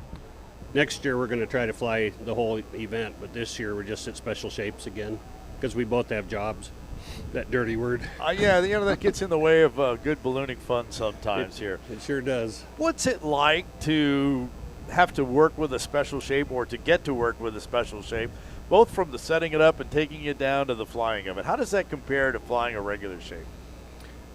There's a lot more knowledge involved on the cruise standpoint. Monty has 6 deflation panels in his head, and so you've got to make sure the Velcro's closed on all of them before you inflate, because we've done this before where we've got him up in the air and then we see his teeth are open or the back of his head's got a gap in it because the Velcro didn't get closed, and so then you have to put him down and start all over. So we had the Liberty Bell before, and she was a chore. She was 880 pounds and 100 feet across on the bottom, and it was like flying with a sombrero on because you had 50 feet on each side of you that you couldn't see, and you could not see up. Right. You had to call the crew constantly asking if you were clear above. But Monty's fun because you just have his nose to worry about. And we want to fly in gallop one of these days, but I'm worried about him getting his nose on the red rocks, and how do you clean their nose? So anyway, that's one of my biggest worries. My wife thinks it'd be funny to try to deal with, but cleaning a balloon's a different story. Yeah. So, but yeah, we're trying to keep him as pristine as we can. He's got about 140 hours on him now, and we got him from George in Brazil. Uh-huh. And so tomorrow and Friday we're launching right next to Monty's brother, Steggy. Oh, so nice. we're sharing the launch square, so it's going to be so much fun. That'll be good. We'll be looking for Monty. So I got a question for him. What do you get when you cross a sheep and some chocolate? I have no idea. A candy bar. Oh, jeez. Ba-dum-bum. That's a good one. Ba-doom. Drum roll. Greg Ashton with Monty the Black Sheep. Thanks for coming by. We'll be looking for you tomorrow and Friday. Are you think you're going to fly in the morning, or are you just going to do a static? Depends. I know it's all weather. It's all weather. Dependent. But yeah, I think we're planning on flying. Great. So great. And then the glow-dios. And then the glows in the evenings. And he doesn't glow super well because he's got 2 layers of fabric on his hooves. Oh, and that's where the fire would be visible from the sides. Yeah. But we put on as good a show as he'll let us. So great. Well, Greg, you thanks guys for are stopping doing by. great. Thanks, Greg. Yeah, thank you. Appreciate that. We will be looking for you tomorrow on Special Shape Rodeo Day and Glodio Day as well. Well, we've been talking about the globitos that are out there as well, and Diane has made her way down to those mini balloons. And so let's go down and check it out with Diane Kinderwater. Hi, guys. I'm here with Bryce Brisley. He is the pilot of the Globito of Zozobra. We're celebrating the 100th anniversary of the burning of Zozobra. And Bryce, I actually was in Santa Fe and I saw the burning. I went there because it was the 100th anniversary of the burning of Zozobra. Was that your first time? No, but Have you been before? Might be my last time. Oh, no. I went to the 100th. That's plenty. a big deal, right? That's a big deal. Well, so what You're did you very. think? It was 100th anniversary. You have to do it. You got to do it. Like we have to do the balloon fiesta. And you had a shout out for your friends. That's right. So I want to give a big shout out to all my friends in Bristol, England, the balloonists, my buddy Tom, Saul, I'm going to forget some names, Rob, I mean all of my friends in Bristol that have helped me get to this point, my friends at Cameron Balloons UK. If you're watching, I love you all and I wish you were here right now. Thank you for helping me get to this point. I miss you. Matt, Joyce, Liam, Dan, I love you guys. And what it's a is big deal. What is this point? What is the big deal? So I went to Bristol, England. That's where this balloon came from. Cameron, UK, made this balloon. They made the full-size balloon as well. And this is the first time that Zozobra model balloon here has been out of the bag in the United States. So it just got here a few days ago, actually yesterday. So we were supposed to have it a couple days ago, but a little delay on the shipping. This is the first time he's been out of the bag in the States. This is his first public debut. So you're seeing it for the first time here. This balloon is owned by Kiwanis Santa Fe. They're the keepers of Zozobra. Yes. So same with the large balloon. And, you know, he is a boogeyman character. He is Old Man Gloom. He's supposed to be a monster. He's a quirky little guy, but we're not going to put him up this morning because there's a bit of a wind concern on the deck, but I wanted to put air into him so that people could see him. He's very handsome, isn't he? Now we know Old Man Gloom and the burning of the Zozobra, you're supposed to burn away the gloom of the year, your problems, your concerns, your health, your illnesses. We burn them up as the Zozobra burns. Of course, we don't ever want this guy to burn. No. So, of course, we're just being ironic with our Burn Him artwork on the bottom. We don't burn balloons, but we are playful, we are creative, we are artists with our Kiwanians in Santa Fe. It's been a joy having some of my Kiwanians come down from Santa Fe to help with the balloons this week. How big is he? And how many cubic feet and how much air? So believe it or not, I never got that information from Cameron. I know he's about 42 feet tall. He weighs around 40 pounds, 30, 40 pounds, this little envelope here. It fits in the back of my Mini Cooper. You got to get a shot of the Mini Cooper. Come over here. The Mini Coupe is a big part of the story. So yeah, this whole balloon, it packs up into a kind of a large laundry bag type thing. I fit it in the back of my car and drive around with it. Believe it or not, as big as he is, he goes in the coupe. Bryce, where are you from? I'm from Albuquerque. I was born here in Albuquerque, raised in Santa Fe. I've been a balloonist for around 18 years. What an honor to be able to have the Globito of Zozobra. Yeah, and I'm a student, so I'm a student pilot. I'm hoping to finish my private instruction this year. And then operating model balloons, I have another personal model balloon that is not this fancy. I call them operators. This is where the voice goes like this. Come here, Eddie. It goes, what does he go? He goes, roar. Soundtrack from our balloon that we put up a few times. It's actually the real voice of the gentleman that does the voice as a Zobra. Thank you very much. Yeah, thank We're you right so in the much. mouth of Zozobra, right where he groans. Come and see him. Thanks Thank so you so much. Congratulations Yeah, thank to you. you. Appreciate it. Appreciate it. Bye, Zozobra. I think Diane has a career as the voice of Old Man Gloom in the future. Well, I don't think we could call her Old Man Gloom. Well, the voice of Oh, Old Man okay. Gloom. All right, the voice okay. of, yeah, I think she does. All right. So we've seen a couple of balloons come back and land on the field, and even Korg, the dog toy, has stood up now. He's just kind of see him towering over the other balloons that are out there, literally. That's a huge balloon. That is a huge balloon. Its first, its public debut here at Balloon Fiesta as well. You know, that is actually something that happens a lot anymore. It's happened for many, many years. And people will build these new balloons, whether they're full-size balloons or even the RC balloons. And it's like, hey, its public debut, its unveiling, its revealing is right here at the Albuquerque International Balloon Fiesta. And so we continue to see that this year. We saw Sir Mix-a-Lot. We talked about its first flight just a couple of days before. Yep. Smokey Bear unveiled at Albuquerque Aloft on the Friday before. Korg here, the Zozobra balloon, kind of got inflated up in Santa Fe for the Zozobra. Well, it is great event. to see. It is great to see that organizations and corporations are still very much behind hot air ballooning. You know, growing up as a kid, there was a lot more, but we're starting to see it come back, and I think that's a fantastic thing for our sport and, of course, all ballooning fans around the world. And again, with the ones that are on the that we're seeing on the screen now that are staying on the field here, that's exactly what they're doing. And part of it is, I've got my banner, I've got my logo, I've got my whatever on the side. And so we've seen the Donate Life balloon in the city of Plano. There's Nick and his crew. I don't know if he's got a full crew there yet. They're still trying to put that thing away. Well, this of course, you know, as you know, in fact, look at the bushes are blowing a little bit out there. This is the squeeze the air out that opening, that top at the opening. Looks like they're most of the way out. Then, of course, they start to pack it back in the bag. Some people are maybe disassembling the basket, unhooking it, unhooking the burners and all that good of stuff. And then when you get to the top, all that air is there, and you've got the top that's kind of floating in there, so you have this almost extra piece of fabric when you get to this point. And so continuing to watch that. We had some great pictures from that. Remember that all of our shows are archived, and so shortly after the fact our live show ends this morning, you'll be able to go back on the Balloon Fiesta live webpage and be able to click on it and be able to watch this show back again. Of course, you can always find our shows on our Facebook feed as well as our YouTube channel. So 7.5 years worth of Balloon Fiesta Live available for your viewing.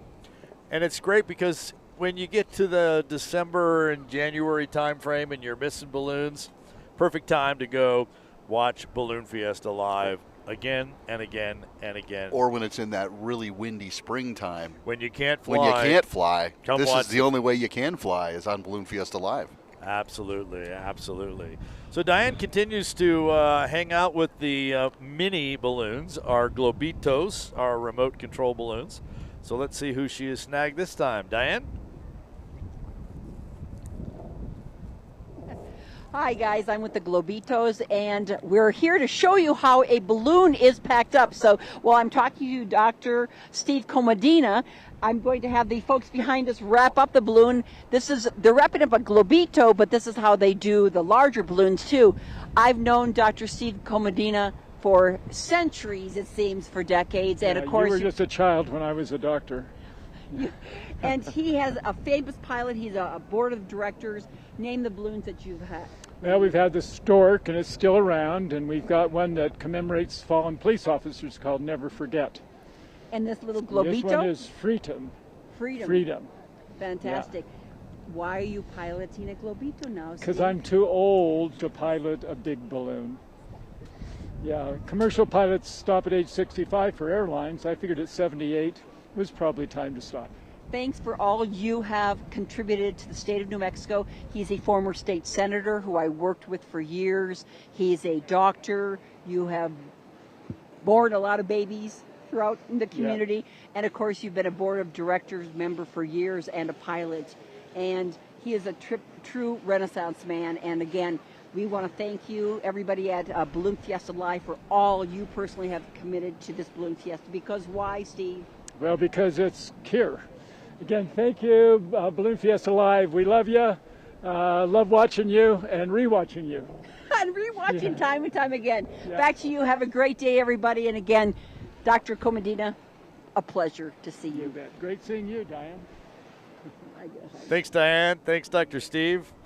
Dr. Steve, always a great supporter of Balloon Fiesta Live, and he does. He's one of the guys that comes in and said, you said this, or you said that, or I really like this, or I really like that about the show. Right. So we have some great pieces there. So, of course, after you pack the balloon up, then it's time to have your first flight ceremony for anyone, your initiation, your story, whatever you want to call that. And you were pointing out that you have all the elements to go through that story. Yeah, after these folks get done on the West Mesa today, they're going to come back with their crews and they're going to celebrate whether it's a first flight or they could just talk about flying in balloons. And yes, I definitely have all the elements here on the stage today, so we can go through that and I can show all the viewers back home just a quick ceremony where we're not going to do the balloons prayer because we didn't fly. Well, and I was going to say, we only have like 6 minutes or 7 minutes left of the show. Oh, I could knock it out real quick for you. I know you can, but you're going to have to shorten it because I understand your story is usually about 20 minutes long. No, I could do it really quick. So I think we're going to show some of your elements, so we're going to need to flip a camera around as we continue to watch the balloons on the as Nick packs up out there, and these guys kind of work through some things here. So tell us the story that we tell at the end of balloon flights. So back in 1783, over nearly 250 years ago, these two brothers, the Montgolfier brothers, they were paper makers for France, and they noticed that coming from a fire was stuff rising, and they thought it was a magical gas, and so they named it Montgolfier gas. Well, as they had their workers go at the end of each shift or night, they would go and throw away the rubbish, and the women back then wore big hoop skirts, and they would get close to the fire, and they would billow up just like a hot air balloon did, like we saw all 300 or 400 today do here in Albuquerque. And they wondered, can we capture that magical gas somehow? And do something with it. And do something with it. So they built this first balloon out of paper and buttons because they were paper makers for the King of France. Mm-hmm. And they put it over the fire, and it did exactly what we saw today. It expanded, and the balloon flew off into the French countryside. And they went, wow, this is great. Well, in my story, they loaded up their horses and their Ford F-150s, and they went after their balloon, right? So this is where the embellishment comes in. I was scared. There's that embellishment. Right. Ford 150s back in 1783. By the way, think about that. By the way, Big Al was with them too. Oh, he was? Yeah, he was with them. And by the time they got to the balloon, the peasants that were in the vineyards picking the grapes for the king's wine, they saw this thing come over, and if anybody's seen a campfire, it's really dark smoke, so it was billowing this black smoke out of the bottom. They thought it was a fire-breathing dragon. Yes. So they pitchforked it to death, and Big Al was really upset. He cried for days. The Montgolfiers came back, and they decided that they could build another one, but they knew that it could fly, but they didn't know if you could breathe in the air. Yeah, what's up there? No one's ever been up there except birds. They took 3 French farm animals, right? Mm-hmm. So I have to ask you this. We all know what they are if we're balloonists, but they are and I don't have a rooster, but I have 2 chickens right here. Well, that would count as a rooster. Okay, so I got a couple right here. Yeah. All right. Yeah. We also have a duck. Yep. To all my friends out there, thanks for all the ducks. And a sheep. Bah. These are all French animals. So what does a French rooster sound like? I don't know. Le coq-a-doodle-doo. Okay. A French duck? Affleck. No. Le quack. Le quack. Come on now. All right, go for it. Le ba. So they threw them all in the basket, and they flew away. They went to the French countryside again. A little flame there to put the heat, to put the smoke in there. Put the smoke, And they flew off the French countryside. This time, though, the Montgolfiers were smart. They took some of the king's vineyard, some champagne with them. Down the road, they noticed that the peasants were about ready to pitchfork it. They got to their basket where the animals were in. Unfortunately, we did have the first aviation accident. Yeah, first time we put things in the basket, we had an accident. Yeah, the sheep fell on the duck, and the duck broke the rooster's neck. And they had fried chicken that night at the Montgolfiers.